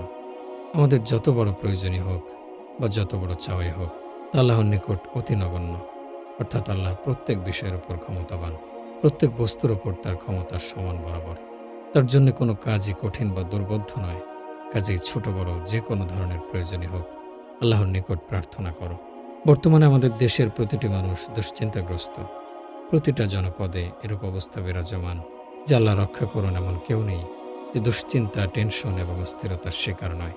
কেউ সরাসরি আর কেউ পরোক্ষভাবে নানা রকম দুশ্চিন্তার শিকার। জানমাল, ইজ্জত, আবরুর, নিরাপত্তার কোনো গ্যারান্টি নেই। বড়ই করুণ অবস্থা। একদিকে এই অবস্থা, অপরদিকে সকাল থেকে সন্ধ্যা পর্যন্ত সর্বত্র এই অবস্থা নিয়ে শুধু আলোচনা সমালোচনা হচ্ছে। দু চারজন একসাথে হলেই হলো, ব্যাস পর্যালোচনা শুরু হয়ে গেল। অমুকে এই ভুল করেছে, সরকার এই দুর্নীতি করেছে ইত্যাদি। কিন্তু এই অবস্থা থেকে উত্তরণের জন্যে আমাদের মধ্যে কয়জনের আল্লাহর দিকে ধাবিত হওয়া এবং অবস্থার উন্নতির জন্য প্রার্থনা করার তৌফিক হয়েছে? আল্লাহর নিকট বলার তৌফিক হয়েছে যে আমাদের ওপর এই বিপদ আপতিত হয়েছে, আমাদের গুনাহের পরিণতি আমাদের ওপর চেপে বসেছে। হে আল্লাহ, অনুগ্রহ করে দয়া করে স্বীয় রহমতে আপনি তা দূর করে দিন। বলুন, আমাদের মধ্যে কয়জনের দ্বারা তা সম্ভব হয়েছে? 1971 সালে যখন পূর্ব পাকিস্তান বিভক্তির ঘটনা সংঘটিত হয়েছিল, তখন মুসলমানদের ইতিহাসে এরূপ ঘটনা ঘটেছিল যা তো পূর্বে ঘটেনি। 90,000 মুসলিম সৈন্য অপমানিত হয়ে হিন্দুদের সম্মুখে মাথা নত করতে বাধ্য হয়েছে। মুসলমানদের জন্য এটা ছিল একটা অপমানজনক ঘটনা। এ নিয়ে সকলেই ছিল দুঃখিত, চিন্তিত। এহেন অবস্থায় আমার হযরত ডাক্তার আব্দুল হাই রহমতুল্লাহি আলাইহির নিকট আমি উপস্থিত হলাম। আমার সাথে আমার অগ্রজ হযরত মাওলানা মুফতি রফি ওসমানী সাহেবও ছিলেন। আমরা সেখানে পৌঁছলে সেখানে কতিপয় বিশেষ বিশেষ লোক উপস্থিত ছিল। সেখানে তখন দেশের এই পরিস্থিতি নিয়ে আলোচনা পর্যালোচনা হচ্ছিল। কেউ বলছিল এই অবস্থার জন্য অমুক দল দায়ী, কেউ বলছিল অমুক পার্টির ভুল সিদ্ধান্তের কারণে অবস্থার সৃষ্টি হয়েছে, কেউ বলছিল অমুক ভুলের জন্য এই ঘটনা ঘটেছে, কেউ বলছিল সৈন্যদের ভুলের ফলে এটা হয়েছে। হযরত আব্দুল হাই সাহেব রহমতুল্লাহি আলাইহি কিছুক্ষণ নীরবে এসব আলোচনা পর্যালোচনা শুনতে থাকলেন। এরপর এক পর্যায়ে বললেন, আচ্ছা ভাই, কে অপরাধী আর কে নিরপরাধ? এই সিদ্ধান্তে কি পৌঁছতে আপনারা সক্ষম হয়েছেন? আর এরূপ সিদ্ধান্তের ফলই বা কি দাঁড়াবে? আপনারা কি তাদেরকে শাস্তি প্রদানে সক্ষম? আর যে নিরপরাধ তাকে নির্দোষ ঘোষণা করতে পারবেন? বলুন, এতক্ষণ ধরে আপনারা সময় নষ্ট করে যে আলোচনা পর্যালোচনা করলেন, এর ফল কি পেলেন? দুনিয়া বা আখিরাতের কোনো ফায়দা অর্জন করতে পারলেন? যদি এতক্ষণ ধরে মহান আল্লাহর দরবারে হাত উঠিয়ে প্রার্থনা জানাতেন যে, হে আল্লাহ, আমাদের বদ আমলের ফলশ্রুতিতে আমাদের ওপর মুসিবত আপতিত হয়েছে, হে আল্লাহ, আপনি আমাদের ক্ষমা করে দিন, আমাদের এই মুসিবত দূর করে দিন, আমাদের বদ আমলের অভিশাপ আমাদের ওপর থেকে উঠিয়ে নিন, আমাদের এই অপমানকে সম্মানের দ্বারা পরিবর্তন করে দিন। এরূপ দোয়া করলে তা কবুল হওয়া কি খুব অসম্ভব ছিল? আর দোয়া কবুল না হলেও অন্তত দোয়া করার সওয়াব থেকে তো বঞ্চিত হতেন না, যা পরকালের পুণ্য ভাণ্ডার বৃদ্ধি করত। পক্ষান্তর এখানে বসে বসে সময় অপচয় করে যে আলোচনা পর্যালোচনা করা হলো, এর দ্বারা না পার্থিব উপকার হলো, না অপার্থিব কোনো লাভ হলো। তখন আমার চোখ খুলল যে বাস্তবে আমরা দিবারাত্রি এই বিমারে আক্রান্ত, শুধু আলোচনা পর্যালোচনা নিয়ে রয়েছি, কিন্তু ভুলেও আল্লাহর সম্মুখে উপস্থিত হওয়ার কথা ভাবছি না নিজেদের সমস্যাসমূহ দূরীকরণে আল্লাহর নিকট প্রার্থনা করার কথা। আর এই আলোচনা পর্যালোচনার দ্বারা আল্লাহই ভালো জানেন কত পরিমাণ গীবত বা অন্যের দুশ্চর্চায় লিপ্ত হচ্ছি, কত পরিমাণ অপবাদের গুনাহ নিজের মাথার উপর গ্রহণ করছি। সকল ভাই বোনদের নিকট আবেদন, এহেন অবস্থায় প্রার্থনার দিকে মনোনিবেশ করুন। যদি কারো তদবির গ্রহণ করার সুযোগ থাকে তাহলে তা গ্রহণ করুন, আর যদি কোনো তদবির গ্রহণ করা সম্ভবপর না হয় তাহলে দোয়া করার ক্ষমতা সকলেরই রয়েছে। আমাদের মাঝে আল্লাহর দিকে মনোনিবেশ করার ধারা একেবারে বিলুপ্ত হতে চলেছে। আমার স্মরণ আছে, যখন পাকিস্তান গঠিত হচ্ছিল তখন দেশের সর্বত্র ফিতনা ফাসাদ হচ্ছিল। তখন দেওবন্দ সহ অন্যান্য শহরের ঘরে ঘরে কোরআন খতম হচ্ছিল। কারো নিকট আপিল করার প্রয়োজন হয়নি। মুসলমানরা নিজ নিজ উদ্যোগেই এবং নিজের প্রয়োজন অনুভব করেই ঘরে ঘরে, মহল্লায় মহল্লায় পবিত্র কোরআন খতম করছিল এবং দোয়া করছিল যে, হে আল্লাহ, মুসলমানদেরকে এই বিপদ থেকে মুক্তি দান করুন। যার ফলশ্রুতিতে আল্লাহ তাআলা মুসলমানদেরকে মুক্তি দান করেছিলেন। আজকাল আমাদের শহরে সকল কিছু হচ্ছে, চোখের সামনে লাশের পর লাশ পড়ছে। প্রতিদিনের পত্রিকার পাতা উল্টালে মারামারি, হত্যা, খুন ইত্যাদি যেন নিত্য নৈমিত্তিক ব্যাপার হয়ে দাঁড়িয়েছে। তথাপি আমাদের আল্লাহর দিকে ধাবিত হওয়ার তৌফিক হয় না। আপনি কি কোথাও শুনেছেন যে দেশের এহেন পরিস্থিতির জন্যে কোনো মহল্লায়, কোনো এলাকায় কোরআন খতম হয়েছে, কোথাও বিশেষ দোয়ার ব্যবস্থা করা হয়েছে? বরং এই হচ্ছে যে চোখের সামনে লাশ ছটফট করছে, চোখের সামনে মৃত্যু খেলা করছে, আর অপরদিকে একদল বসে ভিসিআর দেখছে আর মওজ করছে। এরূপ অবস্থায় আল্লাহর আযাব অবতীর্ণ হবে না কেন? চোখের সম্মুখে দুর্ঘটনার শিকার হয়ে সম্পূর্ণ সুস্থ সবল মানুষ মুহূর্তের মাঝে মৃত্যুর কোলে ঢলে পড়ছে। তথাপি আমাদের চোখ খুলছে না। আমরা আল্লাহর নাফরমানি পরিত্যাগ করছি না, গুনাহ পরিত্যাগ করছি না, বরং আল্লাহর অবাধ্যতায় আরও অধিক লিপ্ত হচ্ছি। আল্লাহর ওয়াস্তে নিজের জীবনের উপর দরদি হয়ে আল্লাহর দিকে ধাবিত হওয়ার চেষ্টা করুন। আর কোনো মুসলমানের জন্য এই 2 রাকাত সালাতুল হাজত আদায় করা কঠিন ব্যাপার নয়। 2 রাকাত নামাজে কতটুকু সময় অতিবাহিত হয়? মধ্যম গতিতে পড়লে 2 মিনিট লাগবে। নামাজের পর দোয়ায় সর্বোচ্চ 3 মিনিট ব্যয় হবে। নিজের জন্যে এবং নিজের জাতির জন্যে 5টি মিনিট ব্যয় করে আল্লাহর নিকট প্রার্থনা করার তৌফিকও যদি না হয়, তাহলে কোন মুখে এ কথা বলছেন যে জাতির এই দুর্দিনে আমার বড় কষ্ট অনুভব হচ্ছে? অতএব যতদিন দেশের এই অবস্থার উন্নতি না হয় ততদিন পর্যন্ত প্রত্যহ 2 রাকাত সালাতুল হাজত আদায় করে আল্লাহর নিকট প্রার্থনা করুন। আর আল্লাহর ওয়াস্তে নিজের জীবনের উপর দরদি হয়ে সেও ঘর থেকে আল্লাহর নাফরমানের বস্তুগুলো বের করে দিন। আল্লাহর অবাধ্যতা পরিত্যাগ করুন। আল্লাহর দরবারে অনুনয় বিনয় করে কেঁদে কেঁদে প্রার্থনা করুন। দোয়া ইউনুসের খতম করুন। ইয়া সালামুর আমল জারি করুন। সময় অপচয় করে অনর্থক সমালোচনায় সময় ব্যয় করার পরিবর্তে এসব করতে পারলে আল্লাহর জন্য আমাদের এই অবস্থা পরিবর্তন করে দেয়া কঠিন কিছু নয়। আল্লাহ তাআলা আমাদেরকে তৌফিক দান করুন। আমিন। ওয়া আখিরু দাওয়ানা আনিল হামদুলিল্লাহি রাব্বিল আলামিন।